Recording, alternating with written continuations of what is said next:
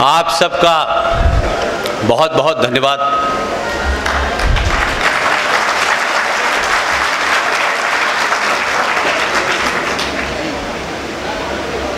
मुझे कभी कभी अपने ऊपर शक होने लगता है कि मुझे इतने बड़े बड़े लोगों के साथ में और इतने प्रबुद्ध लोगों के बीच में बुला करके बड़े बड़े शब्दों से जब नवाजा जाता है तो मुझे लगता है पता नहीं मैं ऐसा हूं भी कि नहीं।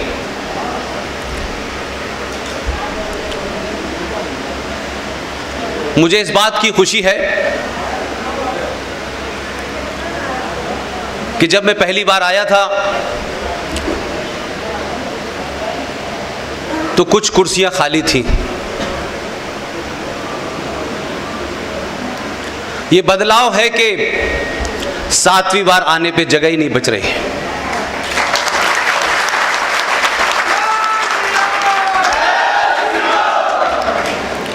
आज के प्रोग्राम के मुंतजमीन, आयोजक, ऑर्गेनाइजर, आहुति संगठन, आहुति के अध्यक्ष जनाब अशोक चौधरी साहब, जनाब आर.के. जिंदल साहब और इस प्रोग्राम के संयोजक, कोऑर्डिनेटर, युवा जनाब गौरव शर्मा साहब, उनकी टीम के तमाम सारे लोग और ख़वातीन और हजरात, बहनों और भाइयों,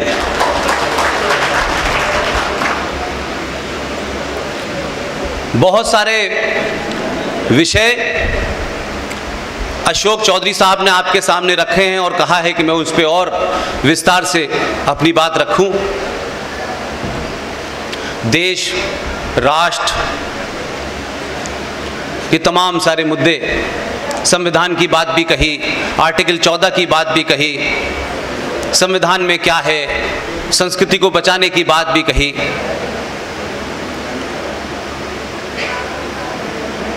कुछ मुद्दे ऐसे होते हैं जिनको कई सौ साल तक लड़ना होता है, उसके लिए आपके पास समय होता है। आप आज की जगह कल भी लड़ सकते हैं, परसों भी लड़ सकते हैं, 10 साल बाद भी लड़ सकते हैं।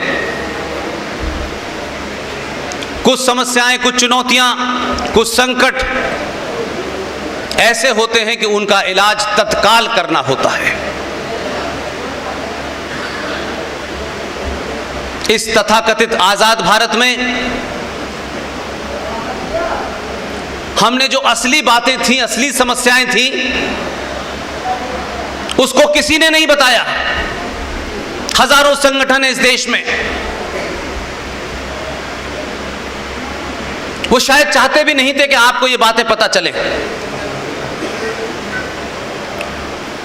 संगठन कभी कभी जब बुढ़े हो जाते हैं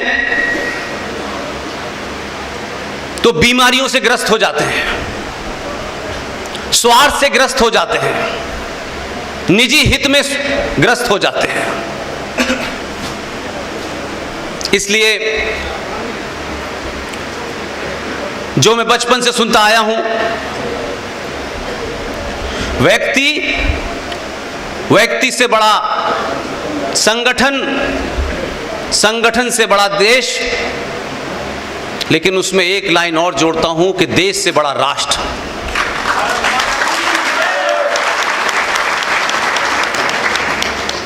इसलिए व्यक्ति कितना भी बड़ा हो वो महत्वपूर्ण नहीं होता। व्यक्ति आते हैं, संगठन बनते हैं, टूटते हैं, पार्टियां बनती हैं, टूटती रहती हैं, कभी कोई प्रधानमंत्री बनता है, कभी कोई अध्यक्ष बनता है। यह सिलसिला निरंतर रहेगा जब तक मानव जाति इस धरती पर है। इसलिए देश की जब आप चिंता करते हैं तो जो काम इस देश के बुद्धिजीवियों को, शिक्षण संस्थानों को, विश्वविद्यालय को बताना चाहिए था और अगर थोड़ी देर के लिए यह भी मान लूं कि उन लोगों ने कोताही बरती, अपना काम सही तरह नहीं किया, तो हमारे समाज में बड़े बड़े बुद्धिजीवी हैं, अलग अलग शोबों में हैं, मुझे उनसे शिकायत है कि कुछ छोटी छोटी बातें अगर आपने बताई होती तो दुनिया में यह पहला ऐसा देश है जो 70 साल में लड़खड़ाकर गिर पड़ा है, क्योंकि हमने अपने जनमानस को अपने स्वार्थ, अपने निजी फायदे, हम कैसे जीते, किस तरह सत्ता हत्याएं, उन स्वार्थों के लिए न सिर्फ हमने देश के संविधान को दांव पे लगाया, बल्कि यह भी एहसास कराया कि राजनीतिक दल, कुछ संगठन जो समय समय पे नारे देते हैं, नैरेटिव बनाते हैं, वो उनके हित में तो हो सकते हैं, वो कुछ राजनीतिक लाभ हानि तो हो सकती है, लेकिन उन नारों से राष्ट्र नहीं बचाया जा सकता। मैं बात वहां से शुरू करता हूं जो बीच में गौरव भाई ने भी कही, अशोक जी ने भी कही। आखिर हमारी स्थिति ऐसी क्यों है? हम तो हजारों हजारों साल में एक ऐसी परंपरा, एक ऐसी संस्कृति के मानने वाले थे जब विश्व की अर्थव्यवस्था में हमारा 33% कंट्रीब्यूशन था। हमारी परंपराएं इतनी महान थी, हमारा ज्ञान पूरी दुनिया में गया, लेकिन वो देश, वो राष्ट्र, वो संस्कृति आज अपने अस्तित्व की लड़ाई लड़ रही है। और आज भी बहुत बड़ी संख्या में स्वयंभू नेता और संगठन आज की युवा पीढ़ी को संचार क्रांति के दौर में भी मूर्ख बनाने पे लगे हैं।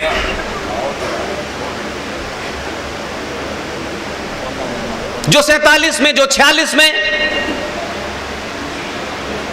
जो 712 में आपके दुश्मन थे, मुझे शिकायत उनसे नहीं है। मेरी शिकायत आज उन लोगों से है जो आज भी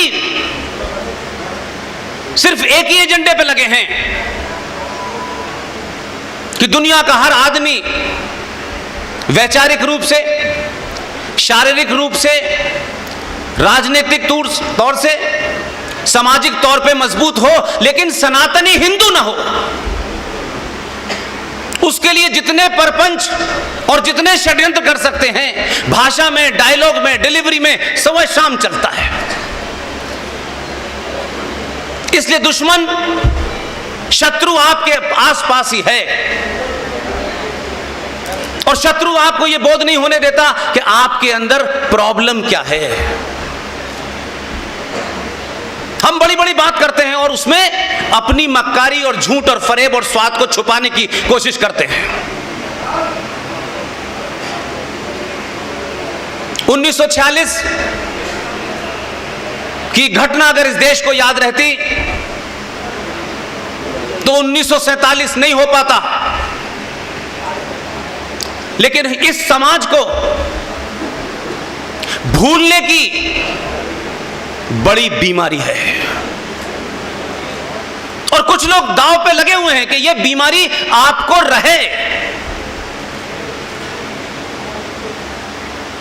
यही वजह है, मैं हुआ, कर्नल आर.एस. सिंह साहब हुए, जी.डी. बख्शी हुए, सुशील पंडित हुए, ललित अंबरदार हुए, अंकुर शर्मा हुए, इसमें से बहुत ऐसे लोग हैं जिनका न किसी पार्टी से कोई मतलब है, न किसी संगठन से कोई स्वार्थ है, जो अपने अपने जीवन में अपने स्वतः निर्णय से ये काम कर रहे हैं। ये बात अलग है कि उन सब में सबसे छोटा हूं मैं। क्या वजह है कि आज आप अलीगढ़ के अंदर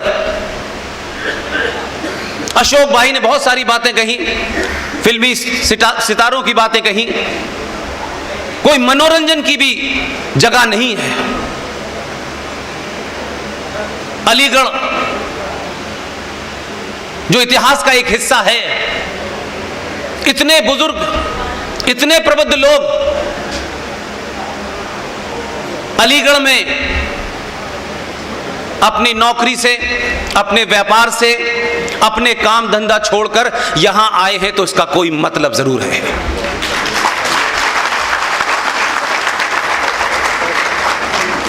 कोई बात जरूर है आपके अंदर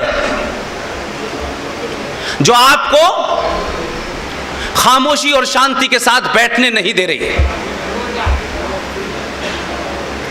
इसीलिए मैंने कहा कि यह महत्वपूर्ण नहीं है कि स्टेज के ऊपर कोई फिल्मी स्टार है कि नहीं है, या आपकी तादाद फिल्मी सितारों को बुला करके, भीड़ इकट्ठी करके किसी नेताजी का भाषण कराने के लिए नहीं है। और जब समाज इस बात के लिए तैयार हो जाए कि वो सच को जानना चाहता है, और उस सच को जानना चाहता है जो उनको बताया नहीं गया, जिसके कारण आज 70 सालों में 4-4, 5-5 पीढ़ियां जो हैं वो समाप्त हो गई, उनके सपने समाप्त हो गए। इसलिए 1946 आपको याद रखना आवश्यक है, और वो इसलिए कि आप याद रखें 14 अगस्त 1946 हिंदुस्तान में एक पार्टी 1906 में बनी थी। दो घटना है 1946 की, एक 1946 का चुनाव और एक 1946 में शहीद सैयद सोहरावर्दी जो यूनाइटेड बंगाल का चीफ मिनिस्टर था, उन्होंने कोई काम छुपा के नहीं किया, ऐलानिया किया। लेकिन आपके लोगों ने आपको मूर्ख बनाया, कहा कि आंखों पे पट्टी बांध लो।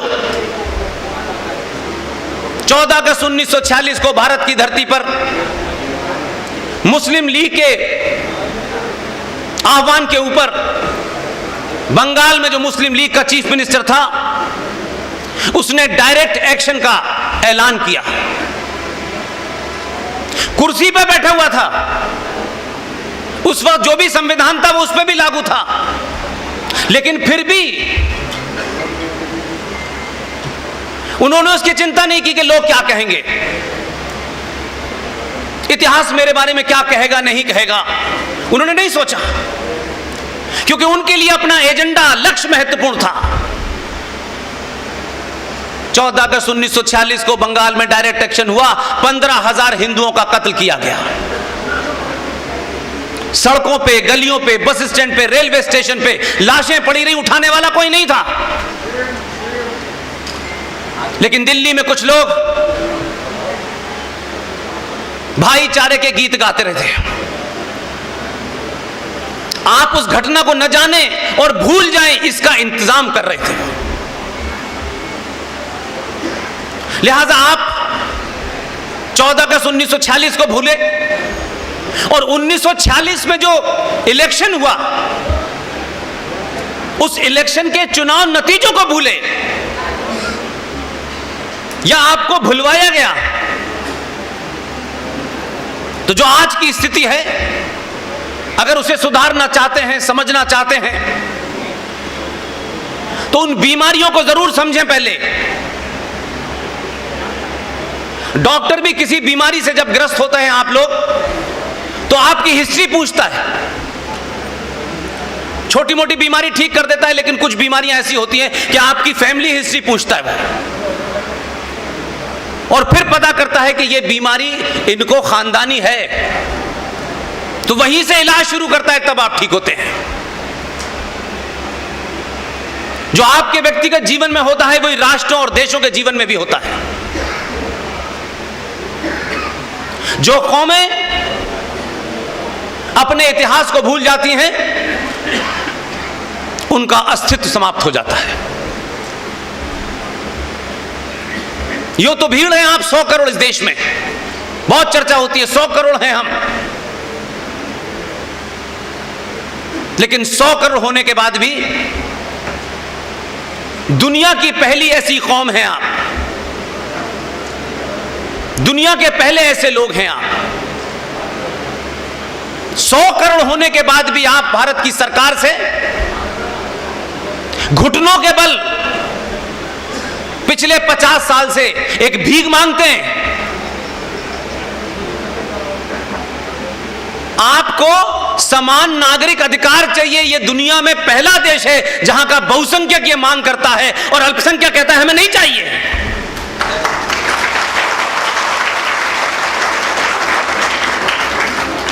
हम 100 करोड़ की भीड़ होते हुए कभी सोचते नहीं हैं कि दुनिया हमारे बारे में क्या सोचेगी। इसलिए 1946 के चुनाव के रिजल्ट याद रखिए, और जब तक आपको तथ्य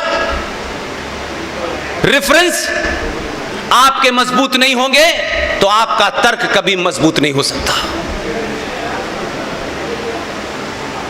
ये 2021 का भारत है। भारत के सनातनी समाज को एक वैचारिक युद्ध को लड़ना है, क्योंकि आप युद्ध लड़े नहीं, क्योंकि आपकी मानसिकता कुछ और है। आप तो कहते हैं कि लड़ने का काम क्षत्रियों का है, हमारा थोड़ा नहीं है कोई काम। जो काम आप प्लासी के युद्ध में कर रहे थे वही आज कर रहे हैं। आक्रांता आपसे लड़ रहा है, छत्री इधर से लड़ रहा है, बाकी इस देश में लोग ताली बजाने के लिए खड़े रहे हैं कि कब इसका परिणाम क्या निकलेगा, और हम सिर्फ ताली बजाएंगे।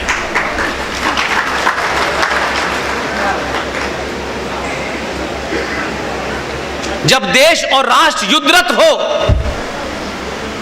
तो ध्यान रखिएगा,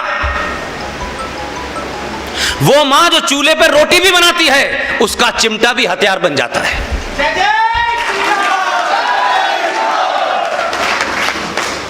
युद्ध में हर एक की भूमिका है। युद्ध के समय जब विदेशों से युद्ध होता है तो आपके पास सिर्फ यही खबरें आती हैं, 5 सैनिक उधर के मारे गए, 2 हमारे मारे गए। वो सैनिक आखिरी पंक्ति है, उसके पीछे कई 10 पंक्तियां खड़ी हैं, तब वो गोली चला पाता है।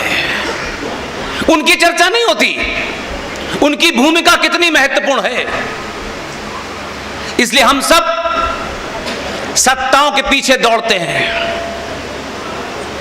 कभी इस पार्टी को पकड़ा, कभी उस पार्टी को पकड़ा, कभी हम ब्राह्मण हुए, कभी हम ठाकुर हुए, कभी हम दलित हुए, कभी हम यादव हुए। जब इससे दिल नहीं भरा तो सत्ता के दलालों ने आपको एक शब्द निकाला, ये महापिछड़ा है,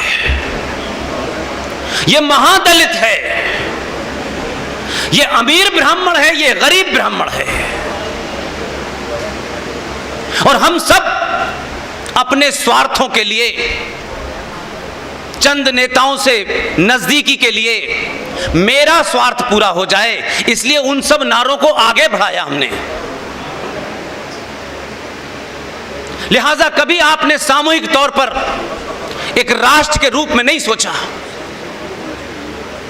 हम देश की चिंता करते हैं और हर बार देश के बारे में कहते हैं।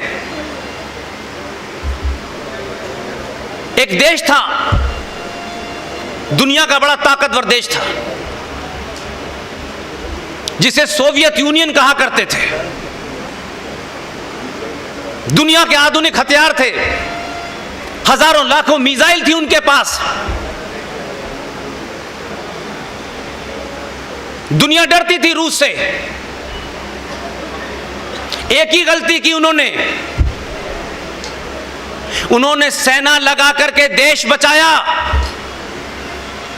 लेकिन राष्ट्र के लोग कायर हो गए, इसलिए 24 टुकड़े हो गए।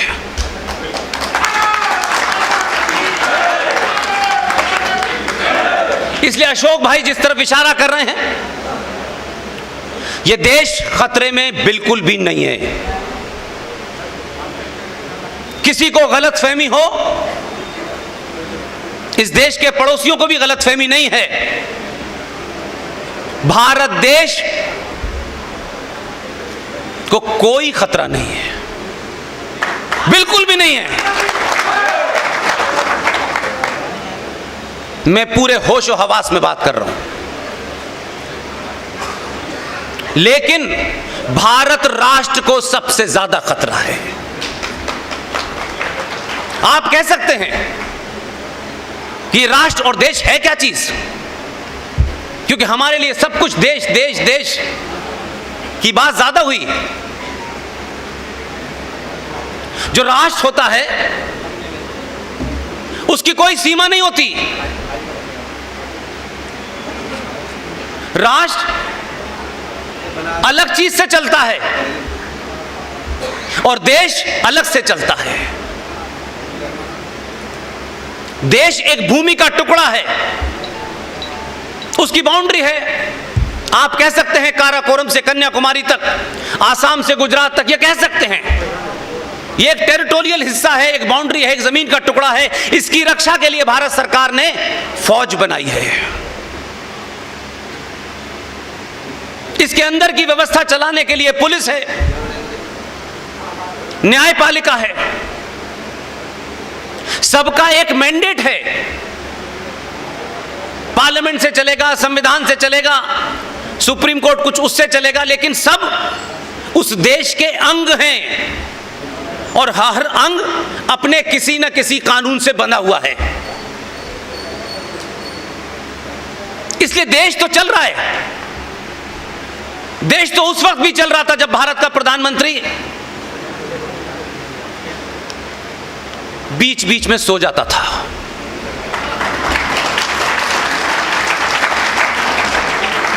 देश तो उस वक्त भी चल रहा था।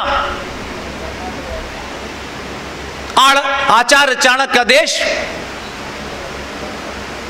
उसका विदेश मंत्री यूएनओ में खड़ा होता है। उसकी बारी आती है कि उसे भारत का पक्ष रखना है। जरा सोचिए दुनिया आपके बारे में क्या सोचती होगी। एक विदेश मंत्री खड़ा होता है, यूएनओ में अपना भाषण पढ़ता है। आधा भाषण पढ़ चुका होता है, तब सेक्रेटरी भागा हुआ भाग जाता है कि ये पुर्तगाल का पढ़ रहे हैं, ये इंडिया का नहीं है। मैं खुश नहीं होता, ताली नहीं बजाता, मुझे दुख होता है। दुनिया हमको क्या समझती होगी? क्या बौने लोग हैं भाई? क्या 150 करोड़ लोगों में इनको ठीक लोग नहीं मिलते? या किसी को भी चुन लेते हैं और किसी को भी भेज देते हैं? हमारे परिवार में कोई बेटा या बेटी घर से बाहर निकलता है, कहीं जाता है, इंटरव्यू के लिए जाता है, किसी दूसरे से मिलने जाता है, तो माँ बाप कहते हैं कपड़े ठीक है पहन के जाना, ठीक से बाल बना के जाना। लेकिन भारत का विदेश मंत्री पुर्तगाल का भाषण पढ़ता चला जाता है और हंसी उड़ती है और हम बेहयाओं की तरीके से हंसी सुन के बैठ जाते हैं। इसमें आत्मचिंतन नहीं होता, इसमें किसी की आत्मा नहीं जागती, किसी को गुस्सा नहीं आता। हम वहां से चले हैं, हमें जहां जाना चाहिए था हम नहीं पहुंचे हैं, लेकिन अब हमें बहुत जल्दी है। हम सब कुछ कर लेना चाहते हैं। इसलिए देश सुरक्षित है, इतना सुरक्षित है कभी उतना सुरक्षित था ही नहीं।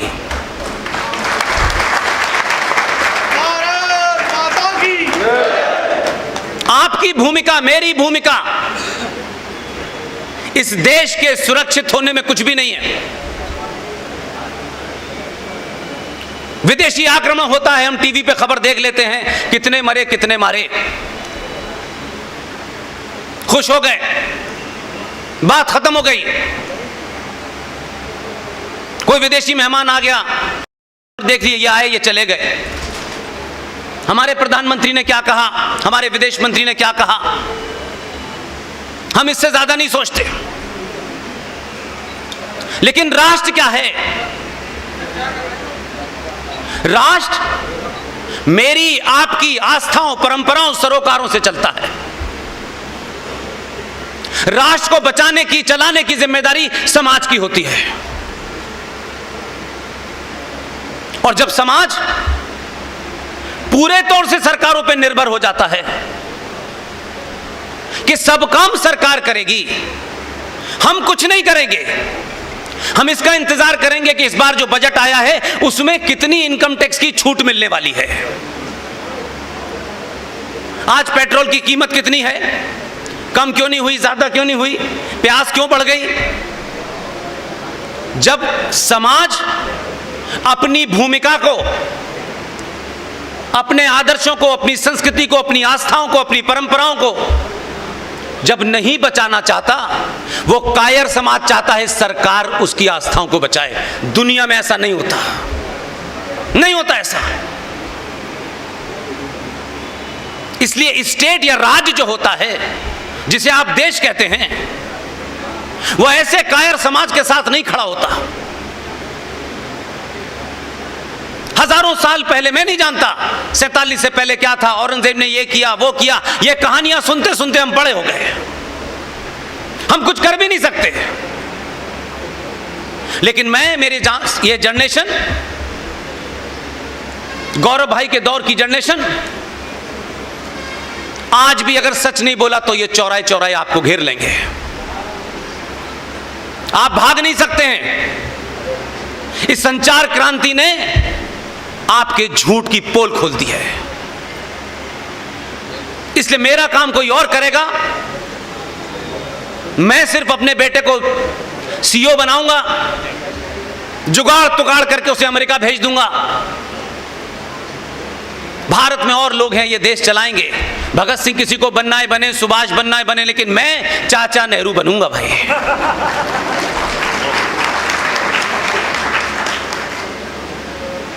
पुरुषार्थ की इस धरती ने, आचार्य चाणक्य की धरती में, चंद्रगुप्त की धरती में बौने पैदा हो रहे हैं।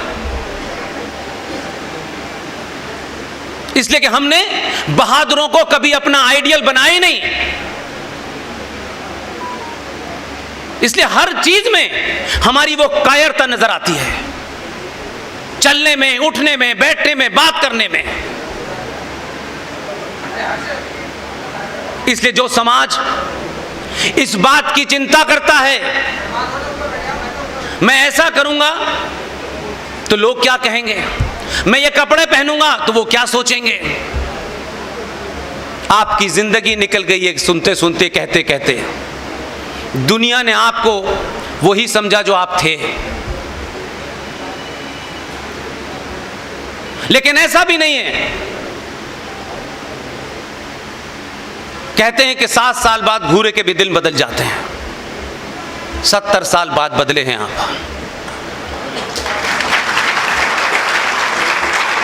आपने तमाम प्रयोग कर लिए हैं, जातियों के, इलाके के, यहां के, वहां, सारे प्रयोग, कोई बचा ही नहीं। इसलिए आज की समस्याएं वो नहीं है जो हम समझ रहे हैं, वो चुनौतियां जिन्हें आप समझ रहे हैं वो नहीं है। और यह काम जरूरी नहीं है कि पॉलिटिकल पार्टी के लोग, किसी संगठन के लोग ये आपको बताएंगे। हम भी आप ही के बीच से नौकरी करने गए थे, यह एहसास हो गया कि ये करते करते शायद वो बात नहीं हम कह पाएंगे, क्योंकि हमको कहीं नौकरी करनी है। इसलिए सबने अपनी अपनी भूमिका तय की और उस दिन यह तय करा, किसी राजनीतिक दल और किसी सरकार का कोई पद डायरेक्टली इनडायरेक्टली हम नहीं लेने वाले हैं। हम जिस पर्पस के लिए आए हैं, हमारी बात 2 लोग भी सुनेंगे तो भी इसी वलवले और जज्बे के साथ कहेंगे, और करोड़ों सुनेंगे तब भी यही कहेंगे। हमें इस बात की चिंता नहीं है कि हमारी बात कितने लोग सुनते हैं। आपकी मौजूदगी मुझे यह बताती है कि आपके अंदर एक हलचल पैदा हो गई है। यह हलचल आपको सोने नहीं देगी, ध्यान रखिएगा। आपकी बहनों को, माओं को, बेटियों को, पत्नियों को सोने नहीं दे रही है। अभी मुझे होटल में कोई साहब मिलने आए थे, मैं नाम नहीं जानता, बोले आप मेरे घर में झगड़ा करा देंगे। बोले सोते वक्त मैं बेडरूम में आपकी स्पीच सुनता हूं और बीवी गुस्सा करती है। ये दोनों तरफ है, ये दोनों तरफ है, ध्यान रखिएगा। इसलिए जो भी बिना किसी स्वार्थ के दुनिया में बोल रहे हैं, आज वो किसी बड़े से बड़े नेता से ज्यादा बड़े हैं।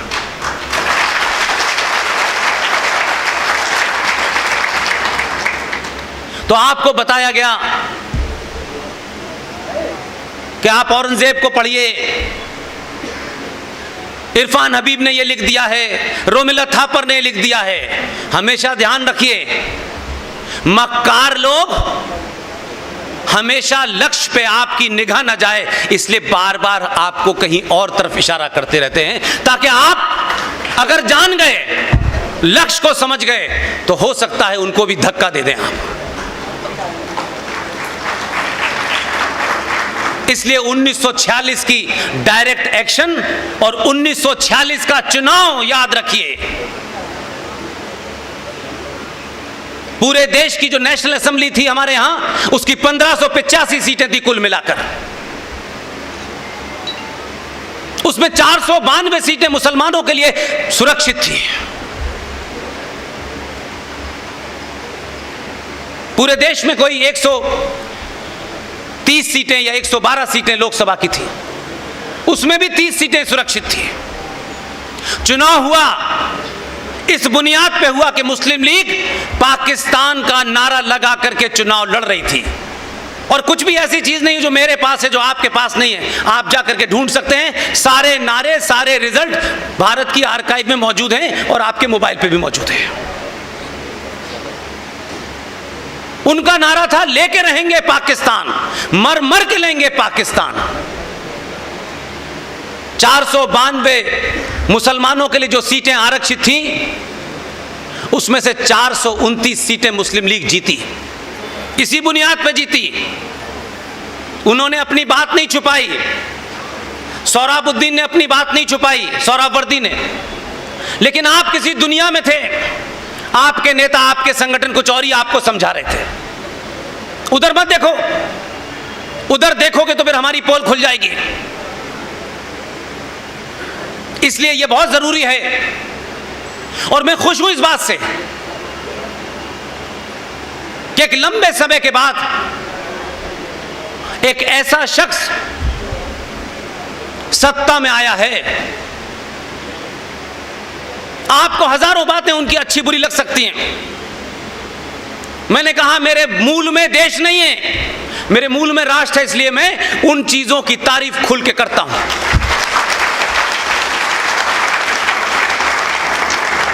मेरे तारीफ करने से कोई फर्क पड़ने वाला नहीं है।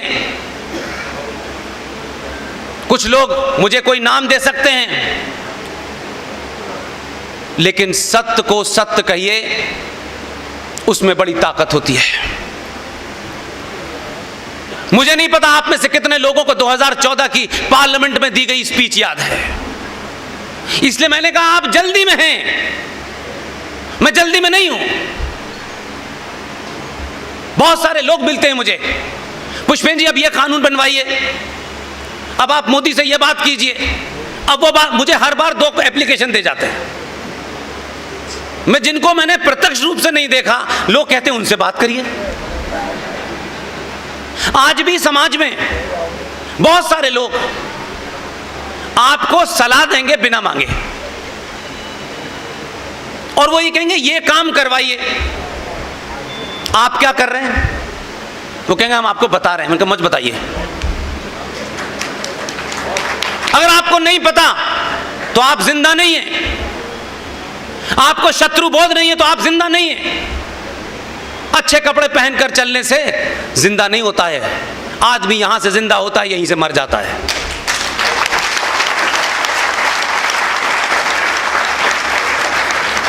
मैं बार बार इस बात को घुमा फिरा कर कहता हूं,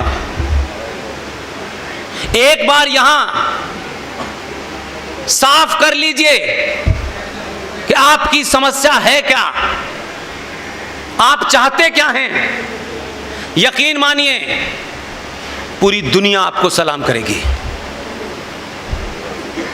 या जब तक आप खुद नहीं कुछ कर पा रहे हैं तो जो कर रहा है कम से कम उसके साथ खड़े हो जाइए।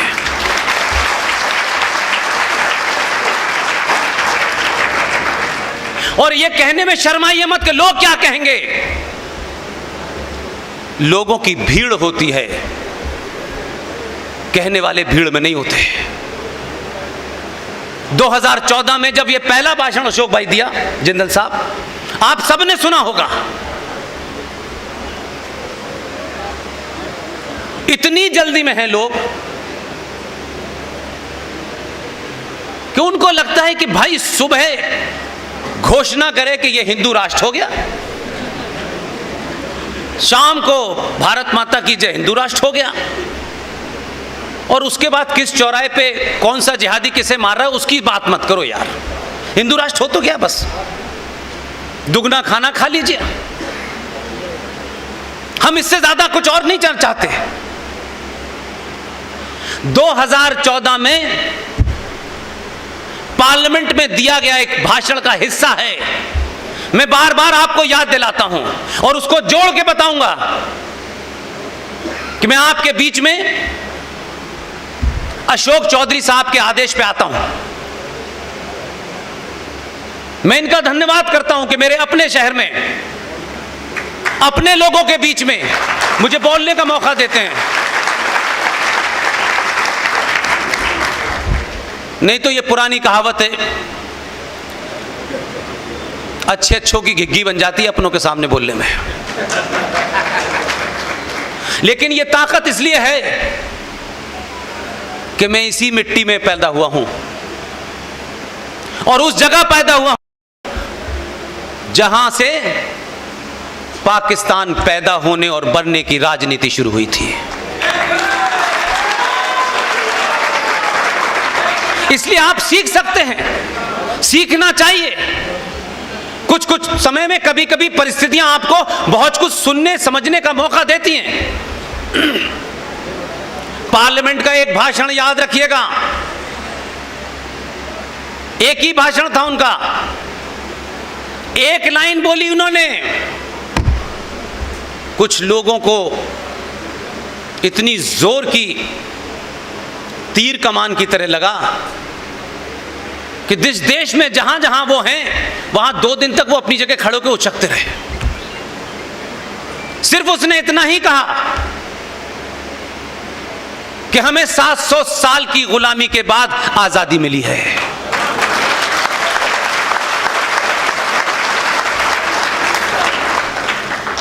इसलिए नेता बनाइए, नेता से साधुओं जैसा बर्ताव की उम्मीद मत रखिए। फौजी से फौजी का काम लीजिए, सत्ता पे उसे बैठाइए जिसकी बात गोली की तरह लगे। यह हमारे यहां बड़ा अजीब परपंच है कि सत्ताओं पे बैठने वालों से हम आदर्शवाद की चिंता करते हैं। अगर आदर्शवाद देखना है, अगर राष्ट्र देखना है, संस्कृति देखनी है तो शंकराचार्यों के अंदर ढूंढिए। देश का प्रधानमंत्री एक तथाकथित आपका आदर्शवाद के लिए नहीं आया है। उसे डाकू से भी लड़ना है, उसे गुंडे से भी लड़ना है, उसे पड़ोसी मुल्क से भी लड़ना है। आप उससे कहते हैं वो सन्यासियों जैसा व्यवहार करे। यह गलत आपकी एक्सपेक्टेशन है। मैं कहता हूं कि अगर पड़ोसी गुंडा है तो आपके प्रधानमंत्री को 10 गुना बड़ा गुंडा होना चाहिए।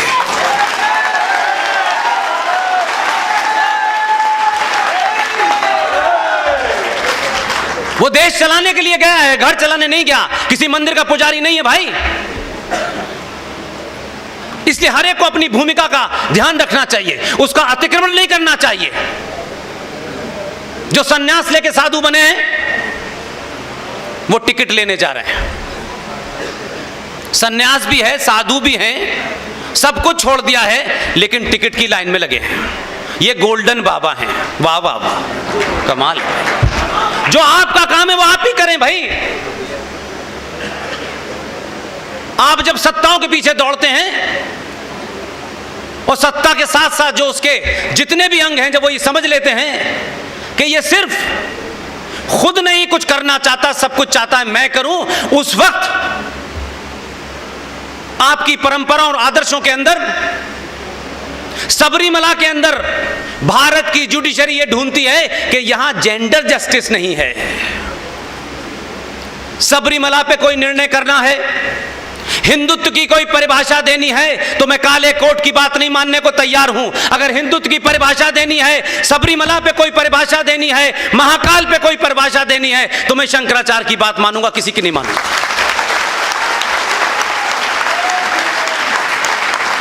लेकिन आप जो हर चीज पे एक्सपर्ट हैं, जो जलीकट्टू पे भी एक्सपर्ट हैं, महाकाल में पानी कितना चढ़ेगा इसके भी एक्सपर्ट हैं, सबरीमला के जेंडर जस्टिस पे भी एक्सपर्ट हैं, लेकिन मस्जिद में मुसलमान औरत नमाज पढ़ेगी इस पे मुंह बंद हो जाता है।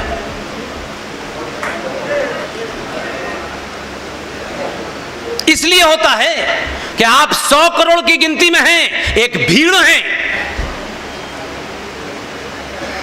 और भीड़ से कोई नहीं डरता। इसी भीड़ में से 4 लोग तय कर लें कि इस देश की सुप्रीम कोर्ट जो एसी चैंबर में बैठ के आपको कोई आदेश देती है, आदेश तो देती है लेकिन लागू नहीं करवा पाती, क्योंकि उनको उसका मतलब पता है। और आपके ऊपर आदेश होता है तो आप दूसरे दिन से मानने लगते हैं। तो ये जितने भी अंग हैं वो ये जानते हैं कि आप भीड़ हैं और कायर हैं और डरपोक हैं, कुछ कर नहीं सकते। इसलिए आपकी तमाम सारी ख्वाहिशें, तमाम सारी चाहतें सरकार से हैं।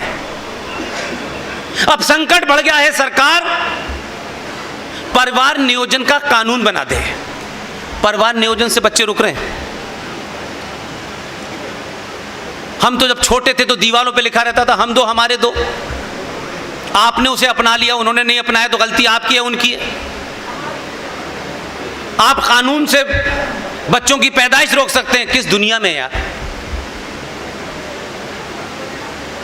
उन्होंने नारा भी सुना, दुनिया की बातें भी सुनी, उनके घर में रोटी भी नहीं, वो 2 किलो चावल पे बिक रहे हैं, वो सब कुछ कर रहे हैं, लेकिन अपने एजेंडे से 1 इंच भी इधर से उधर नहीं है। लिहाजा आज भी वो ताल ठोक के कहते हैं बच्चे अल्लाह मियां की देन है। पता नहीं अल्लाह मियां कब आते नीचे।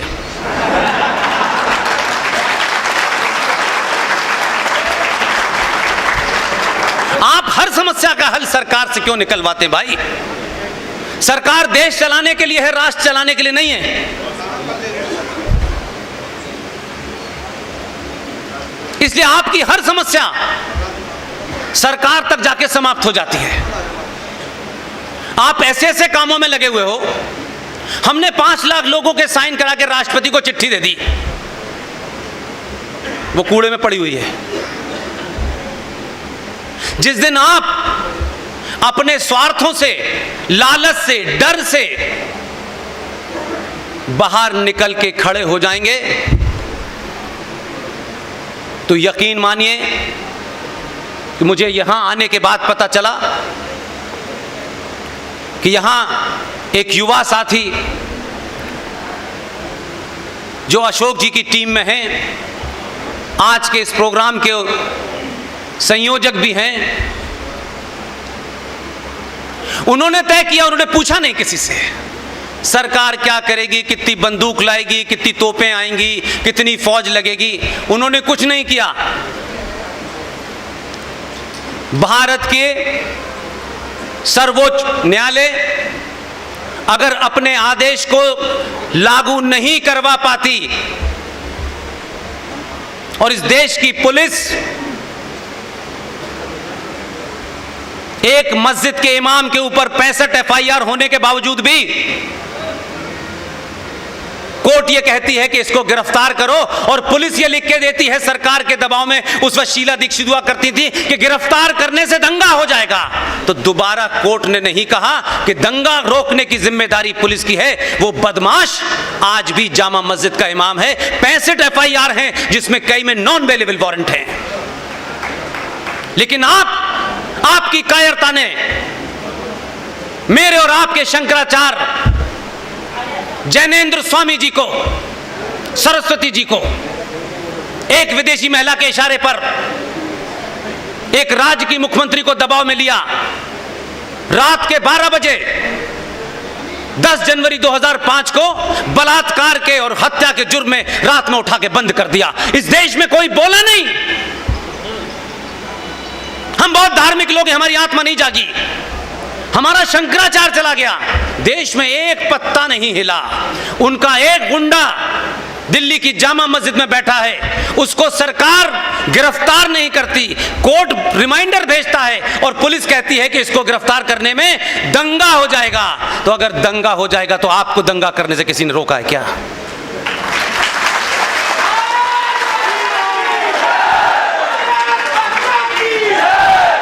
अगर भारत राज्य की व्यवस्था इसी चीजों पे चलेगी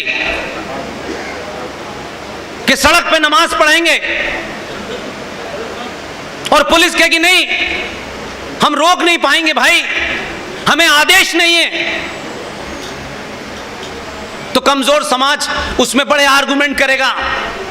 क्योंकि कायर लोग रास्ते ढूंढते हैं भागने के, बहादुर मर जाता है वहीं लड़ता रहता है। नहीं, वो देखिए ऐसा था, क्या फर्क पड़ता है, 10 ही मिनट की तो बात है। ये 10 ही मिनट ही तो 10,000 साल से देख रहे हैं हम। ये 10 मिनट ने ही तो सारा खेल बिगाड़ा है। वो आपको टेस्ट करते हैं, कहां कहां आप बोलेंगे, कहां चुप रहेंगे। मकान छोड़कर भागने की आदत आपकी है, उनकी नहीं है। वो नहीं कहीं जा रहे, वो जायज नाजायज काम पूरी ताकत के साथ कर रहे हैं। वो जानते हैं कि इस देश की व्यवस्था सत्ता यही भाषा समझती है। इसलिए मुझे खुशी है कि संविधान का पालन करते हुए, आईपीसी धाराओं की तमाम जिम्मेदारियों को निभाते हुए आपने उसी भाषा में जब जवाब दिया, गौरव शर्मा की पूरी टीम जो यहां मौजूद हैं और जो यहां मौजूद नहीं है, और मेरी आवाज जहां तक भी जा रही हो, वो ध्यान रखें, हर जिले में 500 गौरव शर्मा पैदा कीजिए, सड़क पे नमाज करना बंद हो जाएगी।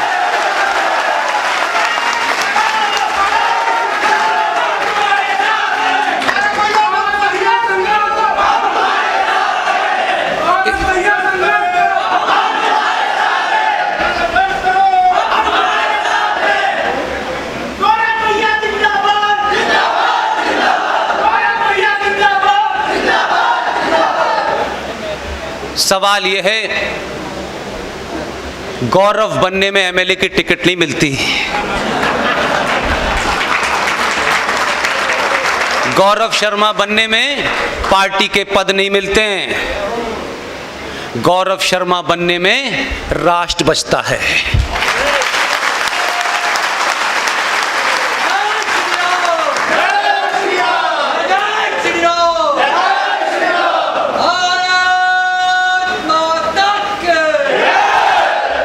आपके प्रोग्राम जब शुरू हुआ तो वंदे मातरम गाया गया, और वंदे मातरम कब शुरू हुआ कब खत्म हुआ मुझे पता नहीं चला। इसलिए मैं आप सबसे 2-3 चीजें साझा करना चाहता हूं। मैं अभी कानपुर में था, विश्व हिंदू परिषद का स्थापना दिवस था, वहां मैंने ये मुहिम नहीं शुरू की। मैंने कहा इस मुहिम को मैं अपने घर अलीगढ़ से शुरू करूंगा। और जब कोई बात मैं सार्वजनिक करता हूं, उससे पहले उसके बारे में जितनी भी रिसर्च हो सकती है वो सब करने के बाद कहता हूं, ताकि कल कोई आप पे सवाल ना उठाए। वंदे मातरम को गाया गया और वंदे मातरम समाप्त हो गया।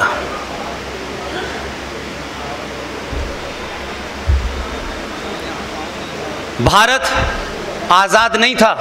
मेरे बुजुर्ग लोग जो मुझसे ज़्यादा उम्र के होंगे उनको ये घटना याद होगी। वंदे मातरम भारत की आज़ादी में एक ऐसा नारा, एक ऐसा जयघोष था जो लोगों में जोश भर देता था। 1937 में छोटे भाई का पजामा बड़े भाई का कुर्ता पहने कुछ लोग, यकायक उनके अंदर एक आत्मा जाग गई उनकी, और उन्होंने ऐसा माहौल क्रिएट किया कि देखिए साहब, ये जो वंदे मातरम है इसमें देवी देवताओं के नाम आते हैं और इसमें जमीन को, इस धरती को नमन करने की बात कही जाती है, इसके सामने सजदा करने की बात कही जाती है। ये हमारे मजहब के खिलाफ है। चाटुकार नेता की बैठक हुई, 1937 की घटना बता रहा हूं। उस वक्त जिना भी उसमें शामिल था और जिना का छोड़ा हुआ मक्कार जो मक्का में पैदा हुआ था 1888 में, 1902 में भारत आया था, वो भी उसमें शामिल था। देश का पहला जाहिल शिक्षा मंत्री मौलाना अबुल कलाम आजाद। और ये कहा कि देखिए साहब, इस आंदोलन में ऐसा ना हो कि मुसलमान पीछे हट जाएं। वो डराना जानते थे, वो आज से नहीं डरा रहे थे। तत्काल प्रभाव से आपके लोगों ने कहा नहीं नहीं ठीक है, आपकी भावनाओं का ध्यान रखा जाएगा। 1937 में वंदे मातरम की कुछ 4 पंक्तियां गाई जाती हैं, बाकी हटा दी गई। मैं जो तथ्य आपके सामने रखना चाहता हूं इसलिए कह रहा हूं, भारत 15 अगस्त 1947 को न इसकी डेट का पता है, न सन का पता है, न कोई डॉक्यूमेंट है। अंग्रेजों के डॉक्यूमेंट में जून 48 में भारत आजाद होना था। 15 अगस्त को इस जल्दबाजी में कि जिस शख्स ने पाकिस्तान की मांग की थी वो एक खास बीमारी से ग्रस्त था, उसके डॉक्टरों ने बताया था कि वो जिंदा नहीं रह सकता ज्यादा, और क्योंकि उसको तैयार किया था, उनको लगा अगर ये अल्लाह को प्यारा हो गया तो पाकिस्तान के लिए कोई बड़ा लीडर ऐसा नहीं है जो ढंग से निगोशिएट कर सके। इसलिए तत्काल प्रभाव से जैपनीज वॉर में उनको जो कामयाबी मिली थी 15 अगस्त की, उसकी याद में आपने 15 अगस्त को भारत की आजादी की घोषणा कर दी। लेकिन जैसी भी थी, 15 अगस्त को भारत की पार्लियामेंट के अंदर जब आजादी की घोषणा होनी थी, अंग्रेजी में उन्होंने की थी, क्योंकि हिंदुस्तान के सारे लोग तो हिंदी जानते नहीं थे, अंग्रेजी जानते थे। तो उन्होंने जो घोषणा करनी थी, उन्होंने सरदार पटेल को एक काम सौंपा। मुझे खुशी है कि इतिहास में कुछ घटनाओं को पढ़ने के बाद कि अच्छे काम वो सरदार पटेल को ही सौंपते थे। वो समझते थे अपने हिसाब से वो बड़े 420 किस्म के आदमी थे। उनको लगता था कि सरदार को फंसा दो, सरदार के सामने कोई ऐसी सूरत हाल ही नहीं होगी कि सरदार इसका कोई तोड़ निकाले। लेकिन सरदार तो सरदार था भाई। उन्होंने कहा कि आप जब भारत की आजादी की घोषणा पार्लियामेंट में होगी 15 अगस्त 1947 की रात में, तब आपको वंदे मातरम के लिए किसी को बुलाना है और तय करना है। सरदार पटेल ने बिना कोई जवाब दिए सिर्फ सर हिलाया और खामोश हो गए। उन्होंने एक टेलीग्राम भेजा मद्रास, और एक देश के बहुत बड़े संगीतकार, उनसे कहा कि आपको भारत की आजादी की घोषणा होने के बाद पार्लियामेंट के अंदर वंदे मातरम गाना है। उन्होंने कहा मैं तैयार हूं। इसलिए मैंने कहा कि देखिए आपके बीच में हीरो थे, ऐसे नहीं था हीरो नहीं थे, लेकिन हमने हीरो को हीरो नहीं चुना, उनका जिक्र तक नहीं किया। इसलिए अगर उनके कोई वारिस जिंदा भी होंगे तो वो सोचते होंगे कि हमारे पूर्वजों ने किन लोगों के लिए इतने बड़े बड़े काम किए थे। फूल वाले चाचा ने अंग्रेजी में भाषण दिया, उसके बाद कहा कि वंदे मातरम के लिए किसे बुलाया है? सरदार पटेल ने उस वक्त के सबसे बड़े संगीतकार पंडित ओंकार नाथ ठाकुर जो मद्रास में थे, उनको चिट्ठी लिखी, उनको तैयार हो गए। उन्होंने कहा मेरी एक ही शर्त है, ये उनकी चिट्ठियों से बता रहा हूं, ये किसी राइट विंगर ने झूठी कहानी नहीं छापी है। उन्होंने एक्सेप्ट कर लिया, कहा मेरी एक ही शर्त है, मैं आऊंगा वंदे मातरम गाऊंगा। आज के दौर का कोई होता तो एमएलए एमपी की टिकट मांग लेता, बात खत्म हो जाती है। उन्होंने सिर्फ साफ साफ 2 शब्दों में सरदार पटेल से कहा कि मैं खंडित भारत की पार्लियामेंट में खंडित वंदे मातरम नहीं गाऊंगा।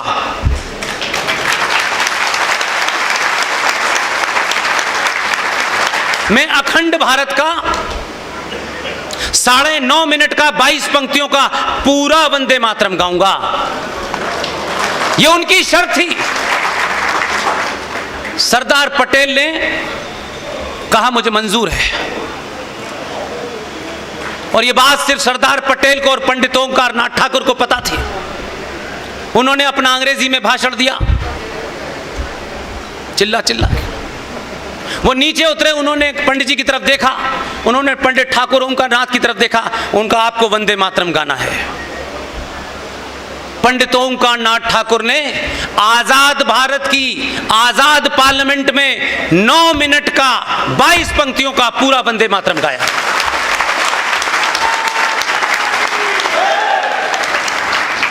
यह बात इसलिए बता रहा हूं मैं आपको,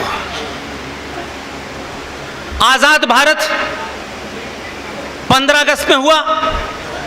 उस दिन के बाद से जो भी कुछ भारत की पार्लियामेंट में हुआ मेरे ऊपर वो लागू होगा, या 1937 में 2 दलालों ने क्या समझौता किया मेरे ऊपर लागू नहीं हो सकता। इसलिए वंदे मातरम जब भी गाएं पूरे बलबले के साथ गाएं, 9.5 मिनट का पूरा वंदे मातरम गाएं, क्योंकि आपकी आजाद पार्लियामेंट ने आपको पूरा वंदे मातरम गाने के लिए कहा है। लिहाजा मैं अलीगढ़ से यह मुहिम चाहता हूं।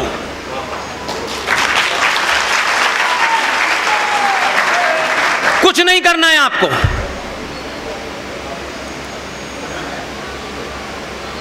ये 5 वक्त जो गधे की तरह रेंगते हैं, कुछ नहीं कहना है उनसे। पता नहीं जब लाउड स्पीकर नहीं था तो अल्लाह कैसे सुनता था।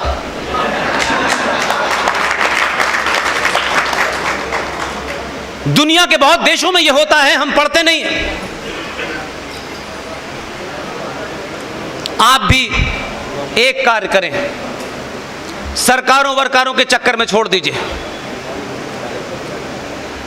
545 एमपी और 2-4 हजार 10,000, 1 करोड़ लोग मान लीजिए, वही सरकार है। बाकी 99 करोड़ हिंदू सनातनी है, उसको कोई सरकार से लेना देना नहीं है। आपके यहां सुबह 10 बजे पब्लिक लाउड स्पीकर पर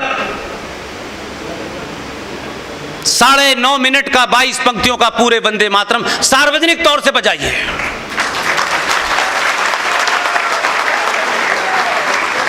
शाम 5 बजे फिर बजाइए। और इस देश की एक महान गायकार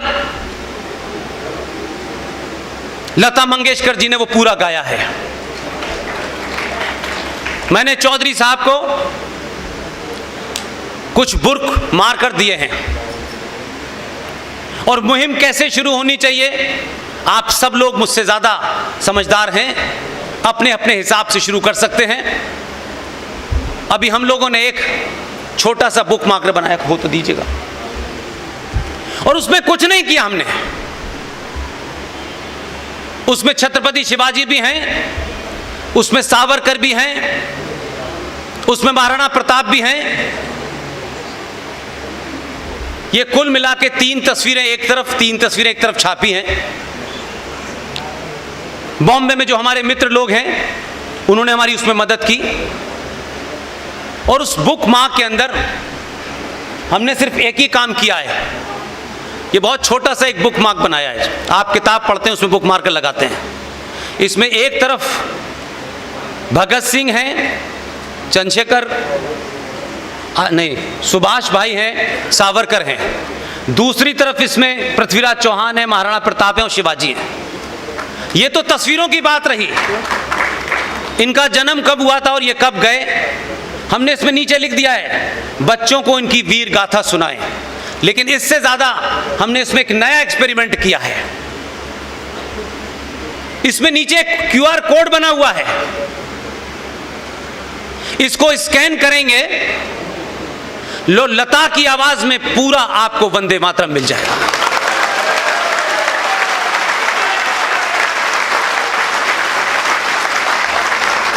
इसे स्कैन कर सकते हैं आप, स्कैन करके सुना सकते हैं। और वही मैं चाहता हूं, वही वंदे मातरम आप सुबह के 10 बजे और शाम के 5 बजे देश को सुनाएं और जिनको वंदे मातरम से तकलीफ है वो अपने कान में रुई लगाएं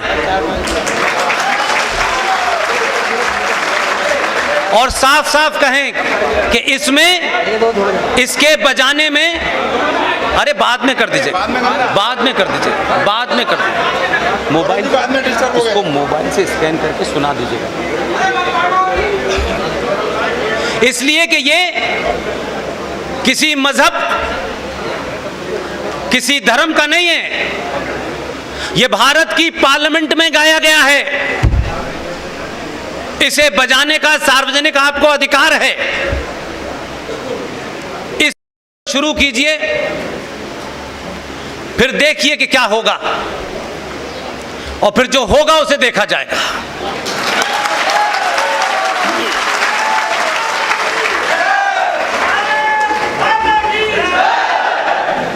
यह भी बात ध्यान रखें कि मैंने बहुत सारी बातें कही, आप लोगों से हो सकता है आप निराश हो जाएं कि मैं तो कमियां गिनाता हूं। ऐसा नहीं है। आपने सारे प्रयोग करने के बाद पहली बार, मैं सिर्फ आजाद भारत की बात नहीं कर रहा हूं,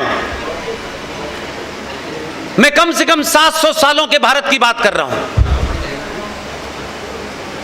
700 साल में आपको पहली बार यह एहसास हुआ कि आप सनातनी हिंदू पहले हैं, बाद में ब्राह्मण ठाकुर यादव हैं।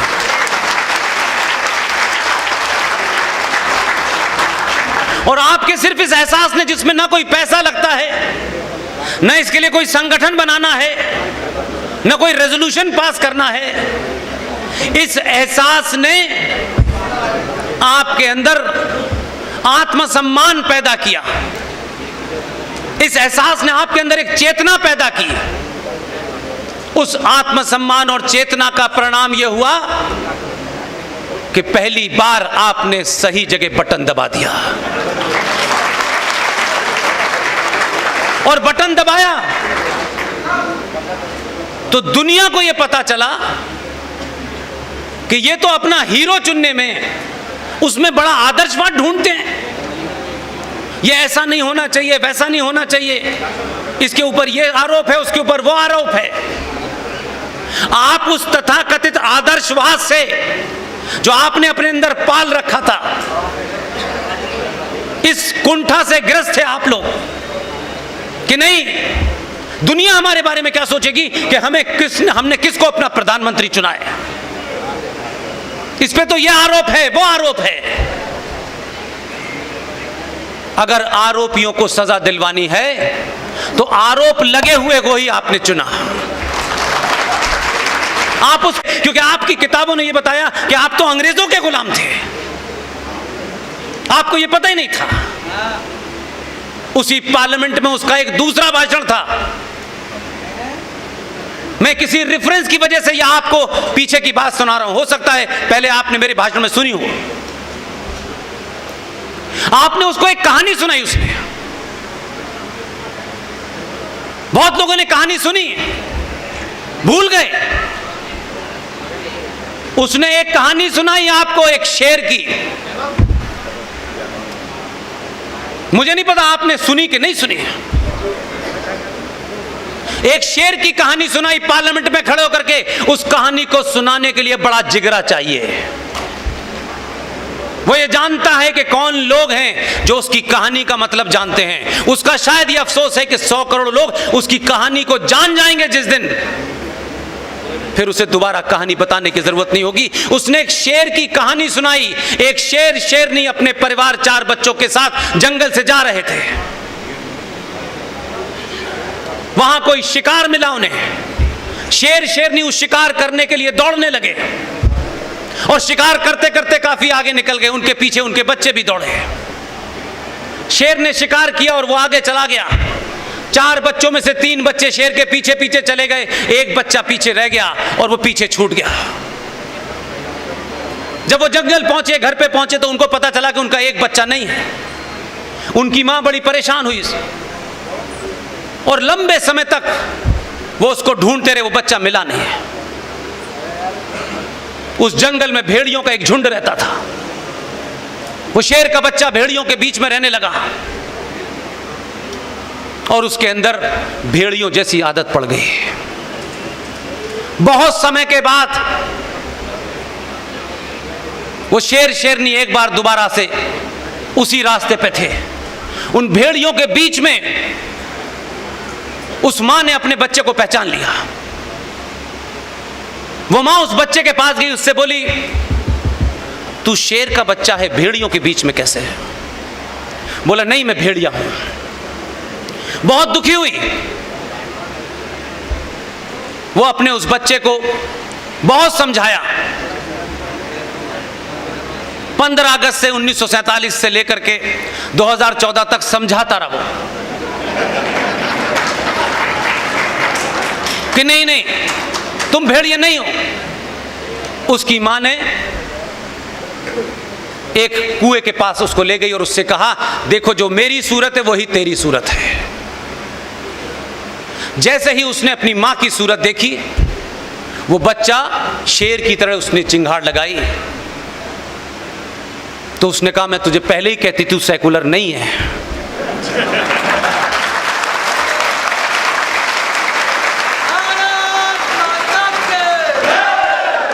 तू शेर का बच्चा है, भेड़ियों के बीच में रह के तू भेड़िया नहीं हो सकता, तू असल में शेर का बच्चा है। उसने एहसास कराया।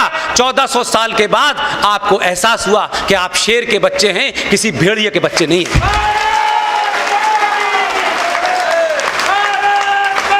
वहां से सिलसिला शुरू हुआ और पिछले महीने का वाकया अगर याद हो तो ध्यान से सुनिएगा।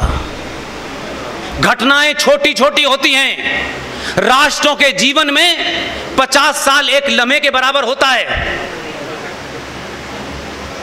लेकिन उस 50 साल के एक लम्हे को भी, उसका 1000वां हिस्सा भी अगर आपकी समझ में आ जाए, हमारी समझ में आ जाए, तो फिर दुनिया में कोई आपको हरा और डरा नहीं सकता।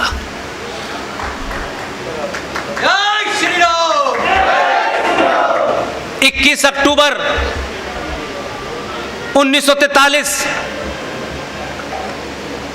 मैं ये बात उस रेफरेंस में बार बार कहता हूं, आप सोचेंगे मैं ये रिपीट क्यों करता हूं, मुझे अपनी बात को आप तक पहुंचाना है। मैंने यही इसी मंच से कहा कि दुनिया में अगर कोई सबसे बड़ा सच है, एक ही शब्द का सच है, एक ही शब्द का कोई है विश्वास, एक ही वर्ड में उसे इस्तेमाल करना है, तो दुनिया का सबसे बड़ा सच है मां। उससे बड़ा कोई सच ही नहीं है। वो मां जब आपकी आंखें खुल जाती हैं, जब आप उसके गर्भ से निकल के 5-6 महीने के हो जाते हैं, जिसकी तरफ इशारा कर देती है, कहती है ये तेरा पिता है, जीवन भर बिना उससे किसी सर्टिफिकेट के उसे अपना बाप मान लेते हैं। ये विश्वास है। लेकिन मेरे और आपके जीवन में तो यह घटना नहीं घटी। मेरी मां ने मुझे सच में सही बाप का पता बताया। लेकिन 1947 में 11 से 20 लाख लोगों की लाशों पे जब यह देश मिला, यह भीख में हमको आजादी मिली, जिसे हम कहते हैं आजादी मिली। बहादुर लोग कहते हैं हमने आजादी ली, कायर लोग कहते हैं हमें मिली। इसमें बड़ा फर्क है चरित्र का। 70 साल पहले इस देश को जब आजादी मिली, लाशों पे मिली, भारत मां घायल थी। कुछ गुंडों ने, लुटेरों और दलालों ने उस भारत मां के ऊपर कब्जा कर लिया। और वो भारत मां जब तक ये बताती कि तेरा असली बाप कौन है, उन्होंने एक मक्कार झूठे को हमारा बाप बना दिया। 70 सालों के बाद जब डॉक्यूमेंट खुल रहे हैं, तब पता चला हमारा बाप वो नहीं, सुभाष चंद्र बोस था।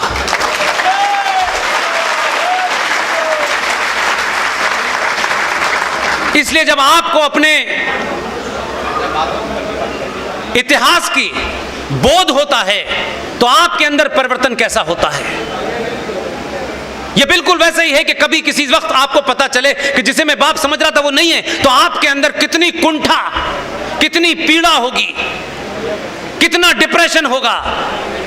हम 70 साल तक जो हमारा बाप नहीं था भारत का, उसे बाप समझते रहे। और असली बापों का जब पता चलने लगा, तो इस देश का बच्चा बच्चा बाप हो गया। अब लोग बाप से डरते हैं।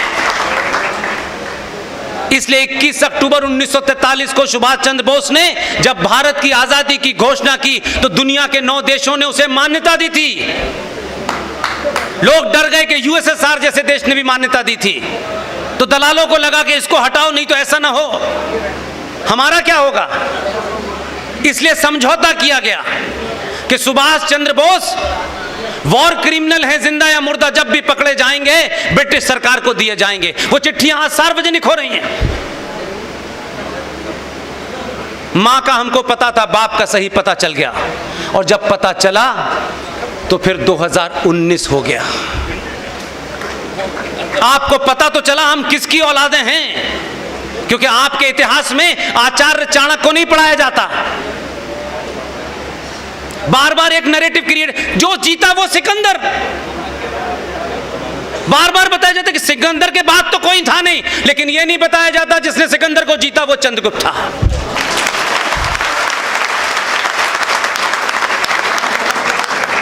इसलिए गलत इतिहास राष्ट्रों में, कौमों के अंदर कैसी कुंठा पैदा करता है, भारत उसकी जीती जागती मिसाल है।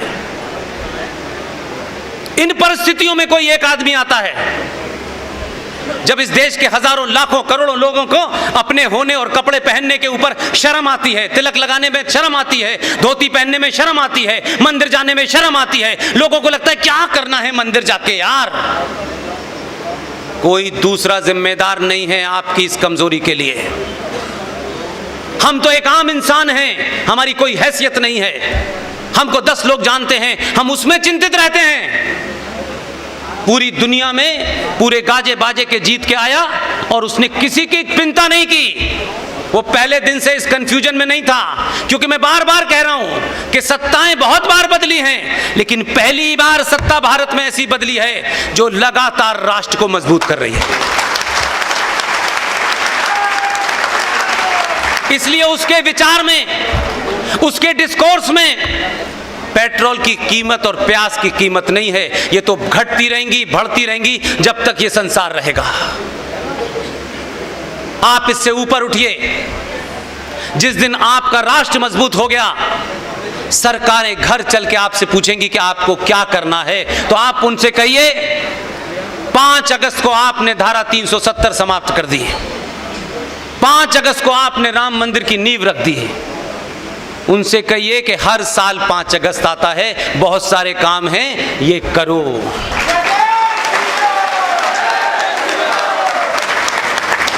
इसलिए हमारी टीम के एक साथी ने बनारस में काशी के मंदिर के ऊपर जो पिटीशन डाली है उस पर नोटिस हो गया है। ये एक लड़ाई है, ये स्टेट में जाने वाली लड़ाई है, सिर्फ स्टेट को आगाह करने के लिए, ताकि कल कोई ये ना कहे कि स्टेट का जो काम था वो आपने स्टेट को नहीं बताया और आपने कानून अपने हाथ में लिया। अभी तो हमने सिर्फ 6 दिसंबर को कानून लिया है अपने हाथ में। ध्यान रखिएगा, अगर ये कचरा नंदी के सामने से बनारस में बाबा विश्वनाथ के सामने से नहीं हटा तो 6 दिसंबर फिर होगा, ये ध्यान रखिएगा। अपने हीरो चुनिए सही, और हीरो से वो उम्मीद करिए जो हीरो को करने भेजा है। हीरो को आपने प्याज की कीमत कम करने नहीं भेजा है। पेट्रोल की कीमतें पहले भी कम थी, ज्यादा थी, तो क्या फर्क पड़ गया भाई? हम मर गए क्या? दुनिया जिंदा नहीं है क्या? लेकिन आपके अंदर हजारों हजारों साल की संस्कृति को मानने वाले लोगों में पहली बार बोध हुआ है कि हम कौन है भाई। हमने दुनिया को शून्य दिया, दुनिया को ज्ञान दिया, आज पूरी दुनिया आपका लोहा मानती है। कुछ मूर्ख लोग समझते हैं कि भारत 1947 में पैदा हुआ है। भारत 1947 में नहीं पैदा हुआ, 1947 में इंडिया पैदा हुआ है। भारत सदियों से था, हम हजारों साल से थे। जब ये कायनात थी, जब ये ब्रह्मांड था, जब ये यूनिवर्स था, तब से हम थे। हम तब से हैं भाई। इसलिए बौने आपको डरा रहे हैं। मुझे दुख यह है कि आपको कोई बहादुर डराता तो हम मान भी लेते कि आप बहादुर से हारे या डरे, लेकिन आपके ऊपर तो गुलाम वंश भी राज करके चला गया। हम किस बहादुरी की बात करते हैं? दिल्ली में जाइए, इसलिए कहा सिर्फ तथ्यों पे बात कीजिए। कुतुब मीनार देखने जाइए, ताज्जुब, आपको मजा आएगा सुन के। कुतुब मीनार में आर्कियोलॉजिकल सर्वे ऑफ इंडिया, जो भारत सरकार का एक डिपार्टमेंट है जो ऐसे पुरातत्व विशेष की चीजों का ध्यान रखता है, वहां उस आर्कियोलॉजिकल सर्वे ऑफ इंडिया का एक पत्थर लगा हुआ है। उस पत्थर पे लिखा हुआ है, यह ऑफिशियल है, आर्कियोलॉजिकल सर्वे ऑफ इंडिया का अगर कोई पत्थर लगा है तो वो सरकार का पत्थर होता है। उस पे लिखा हुआ है कि ये कुतुब मीनार 27 जैन मंदिरों को तोड़कर बनाई गई। फिर किस बात का आप प्रूफ मांग रहे हैं? लेकिन यह बात प्रचारित नहीं होगी, फेसबुक पे तमाम पोस्ट होंगी, लेकिन यह पोस्ट नहीं जागृत होगी कि भाई ये कुतुब मीनार जो बनाई है, खुद सरकार कह रही है कि 27 जैन मंदिरों को तोड़ के बनाया है। ये कोई आरएसएस विश्व हिंदू परिषद नहीं कह रही है। आप बात बीच में तो लाइए, लोगों को बताइए तो। हम नहीं बताते हैं, इसलिए हम एक एक मुकदमा, अब हमारा मुकदमा काशी में चलेगा, फिर मथुरा में चलेगा। भारत के हिसाब से 30,000 मंदिर जो इस्लामिक आतंकवाद ने तोड़े, आक्रांताओं ने तोड़े, वो 30,000 मंदिर आज भी वैसे ही हैं। लेकिन मेरी चिंता 1990 से लेकर के अब तक की है, जो मैं आपके सामने रख के अपनी बात समाप्त करना चाहता हूं। आप 2-3 चीजों से बाहर हो जाइए। जनसंख्या नियंत्रण कानून बन भी गया, आ भी गया, तब तक आप नहीं रहेंगे। तब तक इस देश में आपको जो गलतफहमी है, आपके नेताओं को बड़ी गलतफहमी है, समाज सेवियों को बड़ी गलतफहमी है, वो ये मक्कार कभी बात नहीं उठाते हैं। भारत माता की जय तो है। भारत माता आप किसे कहते हैं? ये जो भारत का मैप है, भारत में राज्य हैं, ये तमाम इसी को तो भारत माता कहते हैं, जो भारत का टुकड़ा है, जिसको आप देश कहते हैं। जिंदल साहब, भारत माता का नारा लगाने से भारत माता कभी ताकतवर नहीं होने वाली है। इसमें लगी हुई बीमारी को, वो कितनी भी बुरी हो, कितनी भी सख्त हो, आपको चिल्ला के कहना पड़ेगा। भारत देश आपके पास नहीं है। आप अब भारत में 20 राज्यों में रह गए हैं, 9 राज्यों में आप ऑफिशियली अल्पसंख्यक हैं। मात्र 20 राज्य आपके पास रह गए हैं। जल्दी केरल उसमें 10वां जुड़ने वाला है। और आपका मानसिक दिवालियापन देखिए समाज का, हमारे बुजुर्गों का, हिंदुत्व के ठेकेदारों का। वो क्या कह रहे हैं? कश्मीर, पंजाब, मिजोरम, मणिपुर, नागालैंड, अरुणाचल, लक्षद्वीप, वो क्या कह रहे हैं? कमाल के लोग हैं भाई। वो ये कह रहे हैं कि जिन राज्यों में सनातनी हिंदू माइनॉरिटी में है, अल्पसंख्यक है, हमें यहां पर अल्पसंख्यक का दर्जा दे दो।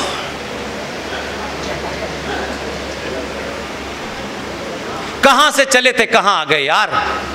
क्योंकि अल्पसंख्यक के दर्जा मिल जाने से कुछ चावल आलू फ्री मिल जाएगा, इसके लिए। मर्द होते तो कहते कि ये 9 राज्य जहां हम कम हैं, हम दुगने होंगे अगले 10 साल में। ये नहीं कहा आपने। आप कायरों की तरीके से सरकार से कहते हैं कि हमें 9 राज्यों में अल्पसंख्यक दर्जा दे दो, ताकि हमें कुछ रियायतें, छूट मिल जाएं। ये रियायतों और छूट पे जीना छोड़ दीजिए भाई। इसलिए आपकी स्थिति ऐसी हो गई है। यह ऑफिशियल 2011 के सेंसस के बता रहा हूं कि लक्षद्वीप में 98% मुसलमान है, क्योंकि वहां टूरिस्ट इंडस्ट्री है। सरकार ने कहा कि टूरिस्ट इंडस्ट्री के अंदर ड्रिंक्स, अल्कोहल का एक महत्वपूर्ण रोल है, यहां बिकनी चाहिए। उन्होंने कहा नो, हम यहां 98% हैं, इस्लाम में शराब मना है, कर लीजिए काम। भारत के अंदर 70 साल लग गए आपको 370 हटवाने में। 70 साल लग गए, क्योंकि आपको तो हर काम सरकार से करवाना है, और वो काम सरकार से नहीं कराते हैं, वो खुद कर देते हैं। और फिर आप उसको रबर को लेके मिटाने में आपकी आधी जिंदगी निकल जाती है। इसलिए समाज को जिम्मेदारी उठानी होगी, सच बोलना होगा। मेरे लोग आ गए तो चुप रहेंगे, उनके लोग आ गए तो बोलेंगे। इसलिए हमारे देश में बड़ा पाखंड भी बहुत है। अभी तालिबान को आप देख रहे हैं, तालिबान आ गया, तालिबान गला काट रहा है, तालिबान शरिया। अरे भाई मेरे, अपने भाई बहन के कत्ल को तो तुम्हें याद नहीं रहा। तालिबान का कत्ल से तुमको लगता है ये बर्बर कौम है। मेरे भाई, इतिहास पढ़ो, सच बोलो, उनके बीच में भी बोलो जो दावा करते हैं। आप जिसने इस्लाम नहीं पढ़ा वो तालिबान को देख के चौंक रहे हैं। प्रॉफिट मोहम्मद, उनके दामाद अली,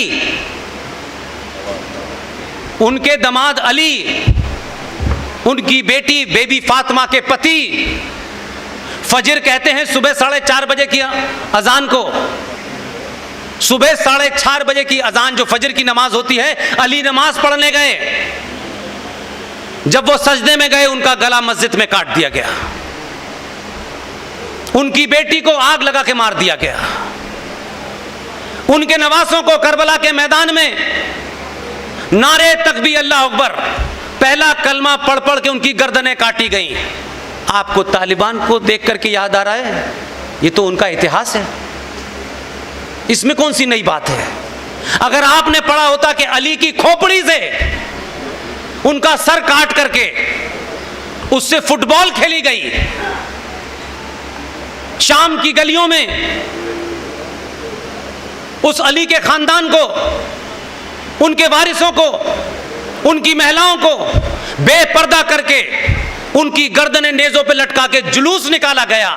वो मोहम्मद के दामाद के सगे नहीं हैं, उनकी बेटी के सगे नहीं हैं। आप उनसे भाईचारे की बात कर रहे हैं।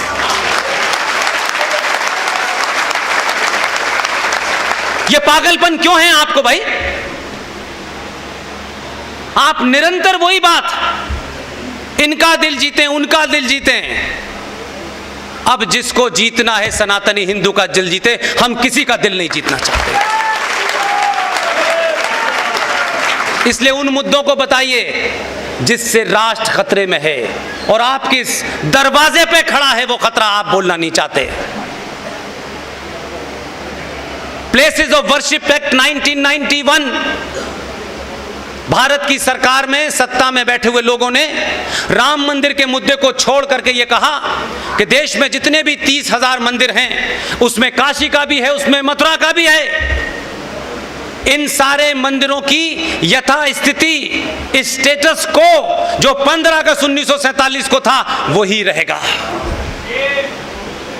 ये भारत के 1991 प्लेसेस ऑफ वर्शिप एक्ट में पास हो गया। लोगों ने बताया नहीं, इसके लिए जन जागरण नहीं चला, क्योंकि अभी तो सत्ता कुछ और चीजों से मिलनी थी, इससे नहीं मिलनी, और पूरा समाज समाप्त हो गया। आप चुप बैठे रहे तो 92 आया। 92 में यकायक मुसलमानों को खुश करना था, क्योंकि बाबरी मस्जिद टूट चुकी थी। सत्ता में पीवी नरसिम्हा राव साहब थे। 1992 में कांग्रेस पार्टी के 2 नेताओं ने यकायक घोषणा कर दी और कहा कि भारत में पारसी, बौद्ध, सिख, ईसाई और मुसलमान माइनॉरिटी में हैं। और 1993 में माइनॉरिटी कमीशन ऑफ इंडिया बन गया, करोड़ों में बजट है उसका। मेरी जानकारी में इस देश में पारसियों की गिनती मात्र 40,000 है। 1.25% सिख हैं, 3% क्रिश्चियन हैं और 16% मुसलमान हैं। लेकिन यह चलता रहा, करोड़ों का बजट है। उसके बाद 1995 आएगा। 1921 या 1922 में वक्फ बोर्ड था अंग्रेजों के जमाने। 1956 में उसमें अमेंडमेंट किया गया, 95 में अमेंडमेंट किया गया और उस एक्ट को कानून का प्रारूप बना के तैयार कर दिया गया कि देश भर में ये जो वक्फ बोर्ड नाम की दुकान है, इसके जितने भी ऑफिस बियरर हैं वो पब्लिक सर्वेंट हैं। 1995 में आपने ये जघन्य अपराध किया और जब सरकार में दोबारा आए 2005 में, मेरी ये जो लास्ट की मैं बातें कह रहा हूं, इसको चर्चा का विषय बनाइए। यह आपको खा चुका। 15 से 20 साल का ज्यादा समय नहीं है आपके पास। आप इस गफलत में मत रहिएगा कि सरकार आपने बना दी है। सरकार के हाथ बहुत जगह बंधे हुए हैं। इस सरकार भी ये चाहती है कि 100 करोड़ में से 10 करोड़ लोग सड़कों पे तो निकलें, एक आध शाहीन बाग आप भी तो बना के दिखाएं दुनिया को।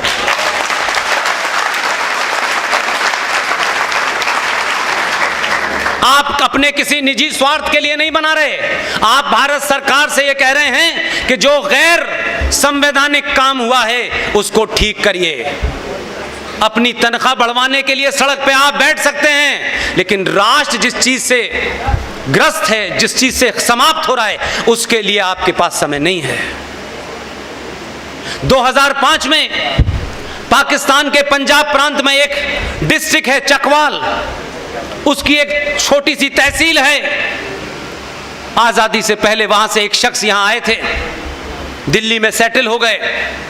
एक दूसरे साहब लाहौर से आए थे, वो भी दिल्ली में सेटल हो गए। आप जरा देखिए, वो आए लाहौर से थे, 1923 की उनकी पैदाइश थी। वो आए दिल्ली के अंदर दिल्ली हाई कोर्ट के चीफ जस्टिस बने, रिटायर हो गए। मनमोहन सिंह चकवाल पंजाब से आए थे और राजेंद्र सच्चर नाम के शख्स लाहौर से आए थे। वो रिटायर हो चुके थे। एक विदेशी महिला के कहने पे ये सारा षड्यंत्र हुआ। मनमोहन सिंह ने कहा कि इस देश में आप 92 में 93 में आप माइनॉरिटी कमीशन दे चुके हैं, जिसका अलग से करोड़ों का बजट है, जिसमें उस लूले लंगड़े आदमी को किसी तरीके से ये आईएएस बन जाए, पीसीएस, इसके लिए मेरे टैक्स का पैसा दिया उसको जा रहा है। लेकिन अभी दिल नहीं भरा। 2005 में एक कमीशन बना जिसका नाम है सच्चर कमीशन, क्योंकि राजेंद्र सच्चर साहब जो रिटायर हो गए थे दिल्ली हाई कोर्ट से, उनके अंडर में बनवाया गया और कहा गया कि मुसलमानों की विशेष तौर पे बहुत बुरी हालत है, बहुत खराब हालत है। सच्चर कमीशन की रिपोर्ट 2005 में बनी, 2006 में जमा हो गई। अशोक भाई जिंदल भाई, वो रिपोर्ट जमा भी हो गई, पास नहीं हुई।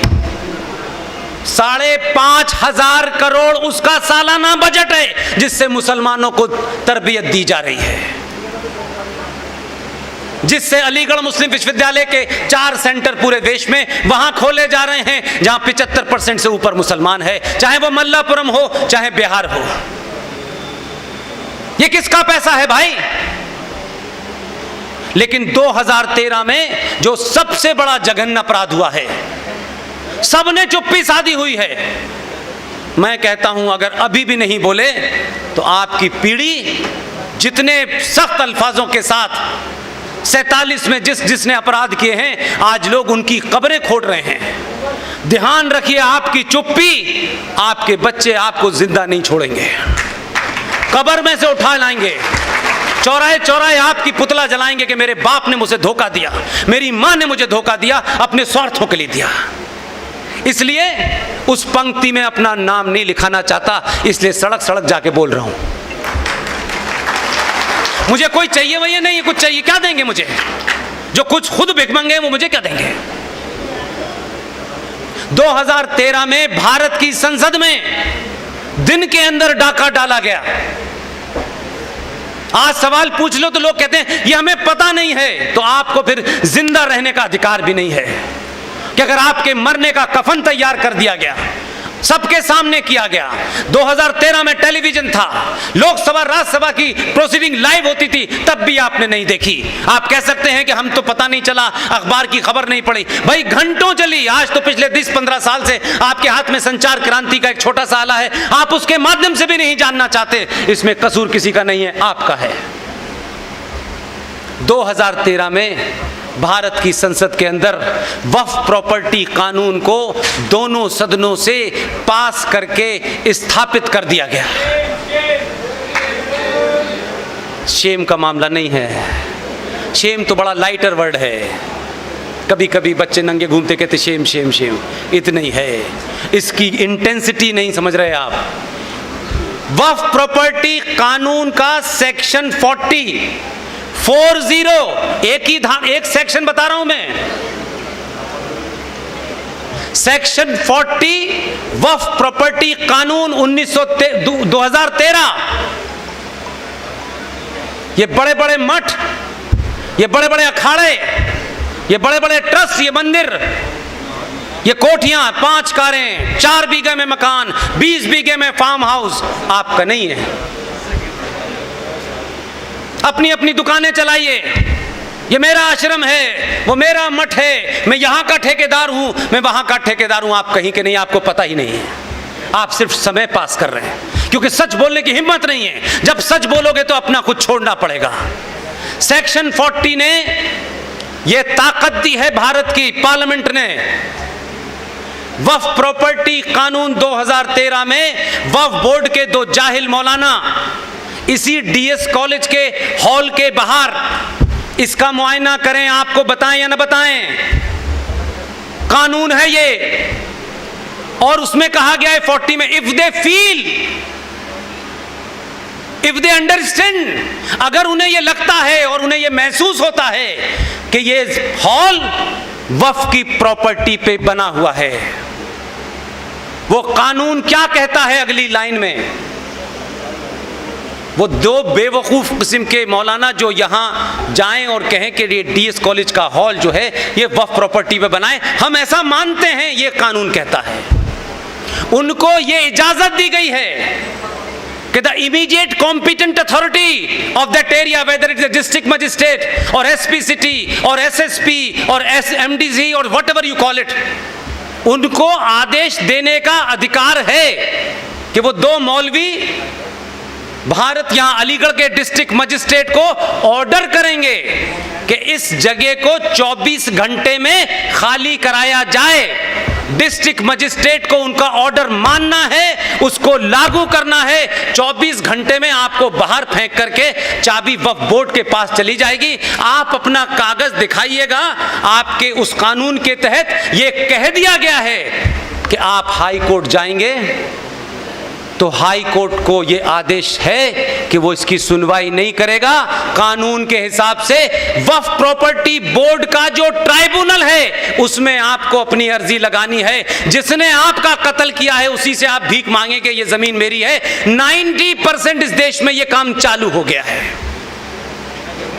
आपके पास कोई कानूनी तरीका नहीं है। आंध्र प्रदेश हाई कोर्ट ने एक ऐसे ही केस की सुनवाई की और उस सुनवाई में जो ऑब्जर्वेशन दिया है उसमें साफ साफ लिखा है, as per the law passed by the parliament of India in 2013 we are not entitled to hear any kind of petition, you have to go to the Waqf board.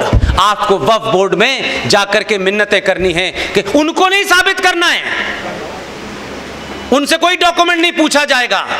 इसकी ताजा मिसाल अभी 2 महीने पहले हुई है, आपके सामने इसलिए रख रहा हूं कि कुछ भी ऐसा नहीं है कि हो रहा है आइसोलेशन में आपको पता नहीं है। इलाहाबाद में पंडित चंद्रशेखर आजाद एल्फ्रेड पार्क बना हुआ है।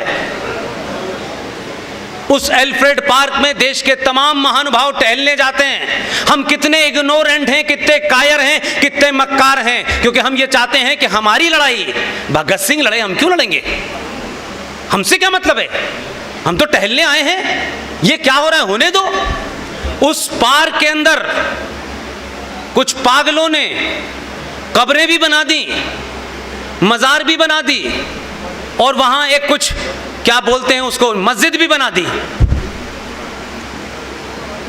ये काम बड़े बड़े वकील नहीं करते, बड़े बड़े संगठन नहीं उठाते।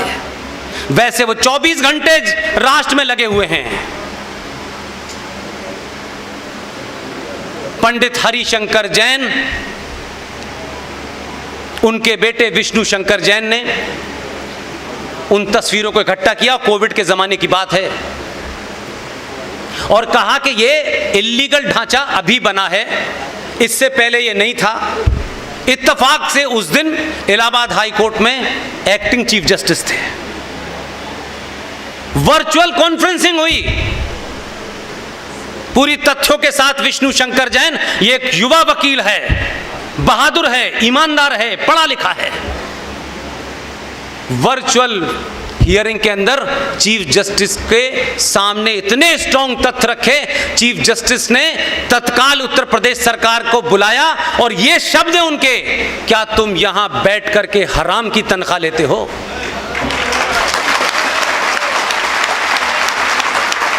बाध्य कर दिया विष्णु शंकर जैन ने कि acting chief justice Allahabad high court को ये शब्द बोलने पड़े, और उन्होंने कहा कि अगली डेट से पहले मुझे पूरी रिपोर्ट सबमिट करना।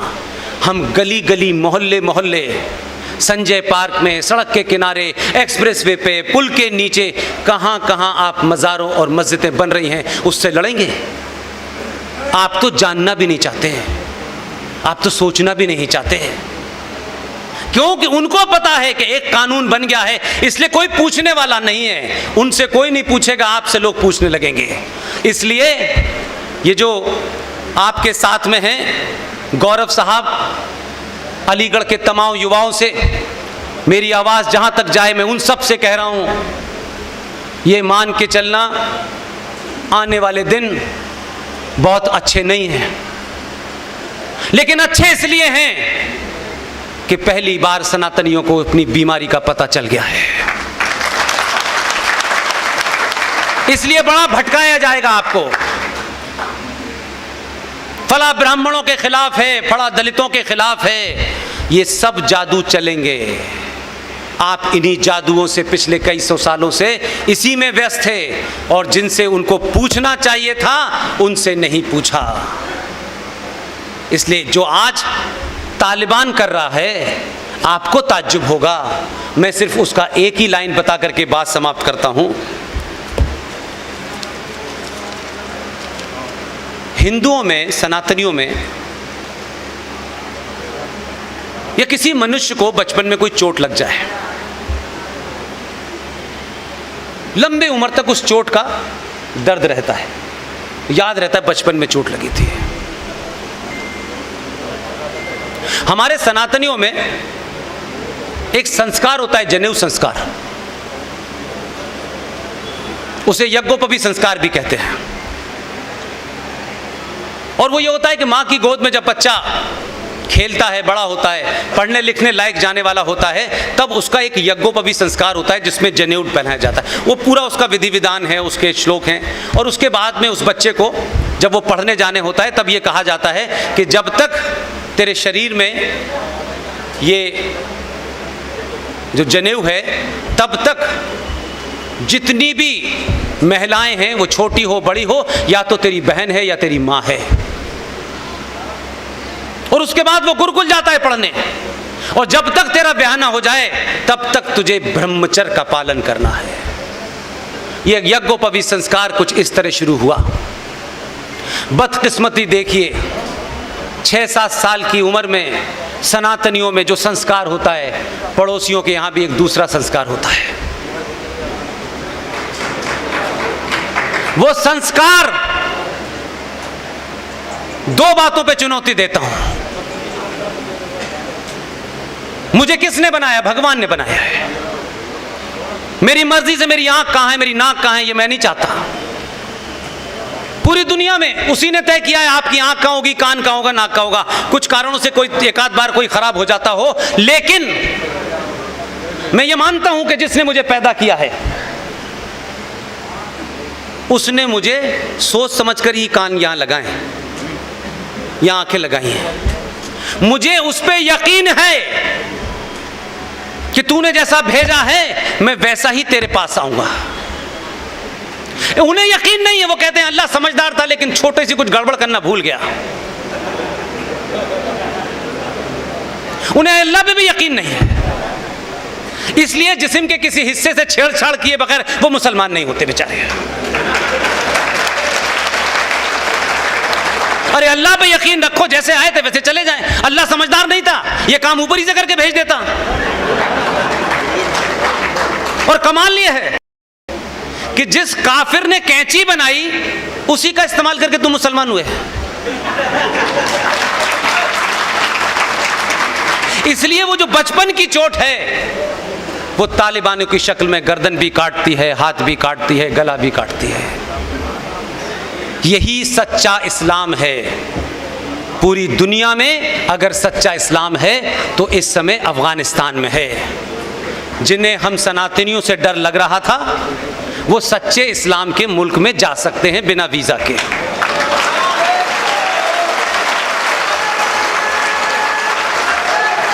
और क्यों? अंतिम बात इसलिए कह रहा हूं कि जब जब भी किसी सभा में मुझे पगड़ी पहने हुए अगर एक भी सरदार दिखता है तो मैं सार्वजनिक मंच से उनके सामने अपनी 2 मिनट की बात रखता हूं। आप कौन हैं? किसके वंशज हैं? आपके पूर्वज कौन हैं? ये बोध आपने हमें कराया। हमारे जब जनेऊ काटे जा रहे थे तो आपने तलवार उठाई थी।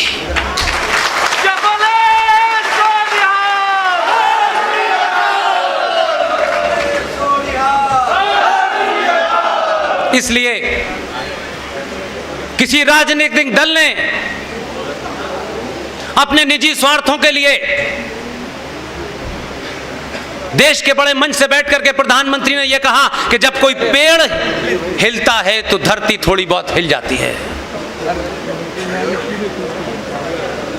मैं सिर्फ एक ही बात कहता हूं, बहुत भटक गए हैं इनमें से लोग, चले गए हैं कुछ कनाडा के अंदर, कुछ अमेरिका के अंदर, कुछ यूके के अंदर। पैसा कमाने से आप पैसे कपड़े अच्छे पहन सकते हैं, पैसे से संस्कार नहीं आते, ये ध्यान रखिएगा। कुछ लोग सड़कों पे खड़े होकर के कहते हैं ये 2 टके की औरतों को, हिंदू औरतों को बोली लगती थी। वो अपने माजी को नहीं जानते, पास्ट को नहीं जानते, इसलिए बचकानी बात कर रहे हैं।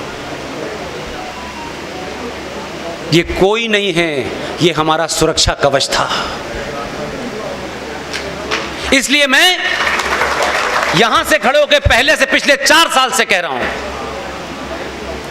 आपको लोगों के बीच में अपनी बात उठानी चाहिए। जितनी तबीयत से पत्थर फेंकोगे आसमान में, उतना ही गहरा छेद होगा। फॉर्मेलिटी मत कीजिए। 1947 में बहुत सारे लोगों को मौका नहीं मिला कुछ करने का। हम पैदा नहीं हुए तो हमें भी नहीं मिला था। इस इतिहास के इस क्षण ने, इस लम्हे ने मुझे और आपको मौका दिया है कि 2021 में इस राष्ट्र को बचाने में अपनी भूमिका खुद तय करें और बिना नुके नुकसान के अपना काम तय करें। दुनिया आपको याद रखेगी। मैं इन सब के लिए एक ही बात कहता हूं, इसी मंच से सवाल उठाइएगा, जगह जगह उठाइएगा। राजनीतिक दलों की प्रतिद्वंदता को अपना मत मानिएगा।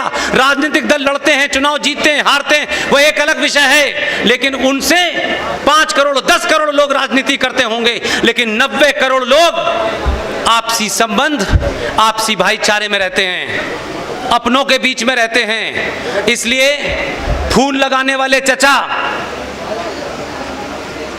जिनको कोई याद नहीं रखना चाहता था, खामखा इस देश के बच्चों पे अत्याचार कर दिया। जिस दिन वो पैदा हुए उन्होंने कहा नहीं, इसी दिन बाल दिवस मनाओ। बच्चों से उनका क्या लेना देना था? उनका तो ज्यादातर बच्चियों की अम्मियों से होता था लेना देना, बच्चों से क्या लेना देना था? खामखा इस हमारे देश के ऊपर एक मूर्ख राज नाम के, एक चाटुकार नाम के आदमी को, जो ट्रांसफर ऑफ पावर के माध्यम से सत्ता में आया था, जिस पटेल को 14 वोट मिले थे, जिसे एक भी वोट नहीं मिला था, वो चाटुकारिता से देश का पहला गुलाम भारत का प्रधानमंत्री बन गया। 14 नवंबर को बाल दिवस मनाया जाता है। ऐसा लगता है कि उनके अलावा किसी को और को बच्चों से प्यार ही नहीं था। मेरी आपसे विनती है,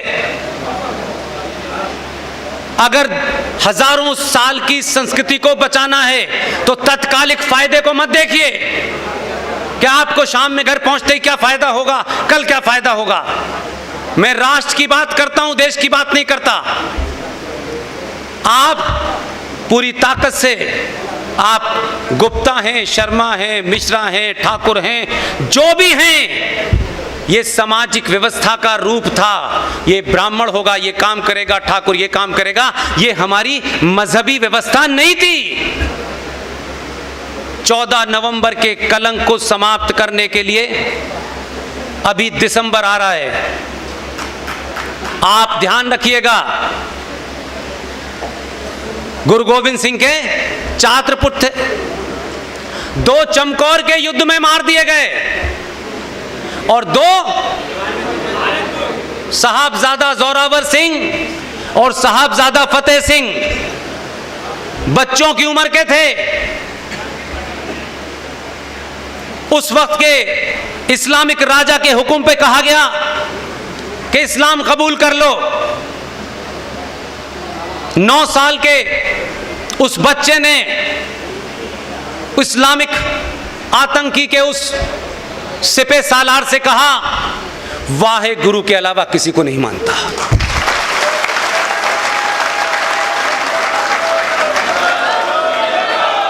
अगर किसी सियासी दल की मक्कारी, अगर किसी सियासी दल ने इनके खून से होली खेली है तो आपको और मुझे किसने रोका है? 26 दिसंबर को उन दोनों शहजादों को दीवार में चिनवा दिया गया, इसलिए कि उन्होंने इस्लाम कबूल नहीं किया। दोनों की मौत हो गई। उनकी दादी गुर्जरी देवी को जब यह पता चला, उनकी भी मौत हो गई। अगर भारत के बच्चों को अपने सम्मान और पुरुषार्थ के बारे में बताना है तो 26 दिसंबर को बाल दिवस मनाएं, अपने आप देश के लोग समझ जाएंगे। बहुत बहुत धन्यवाद। Thank you very much.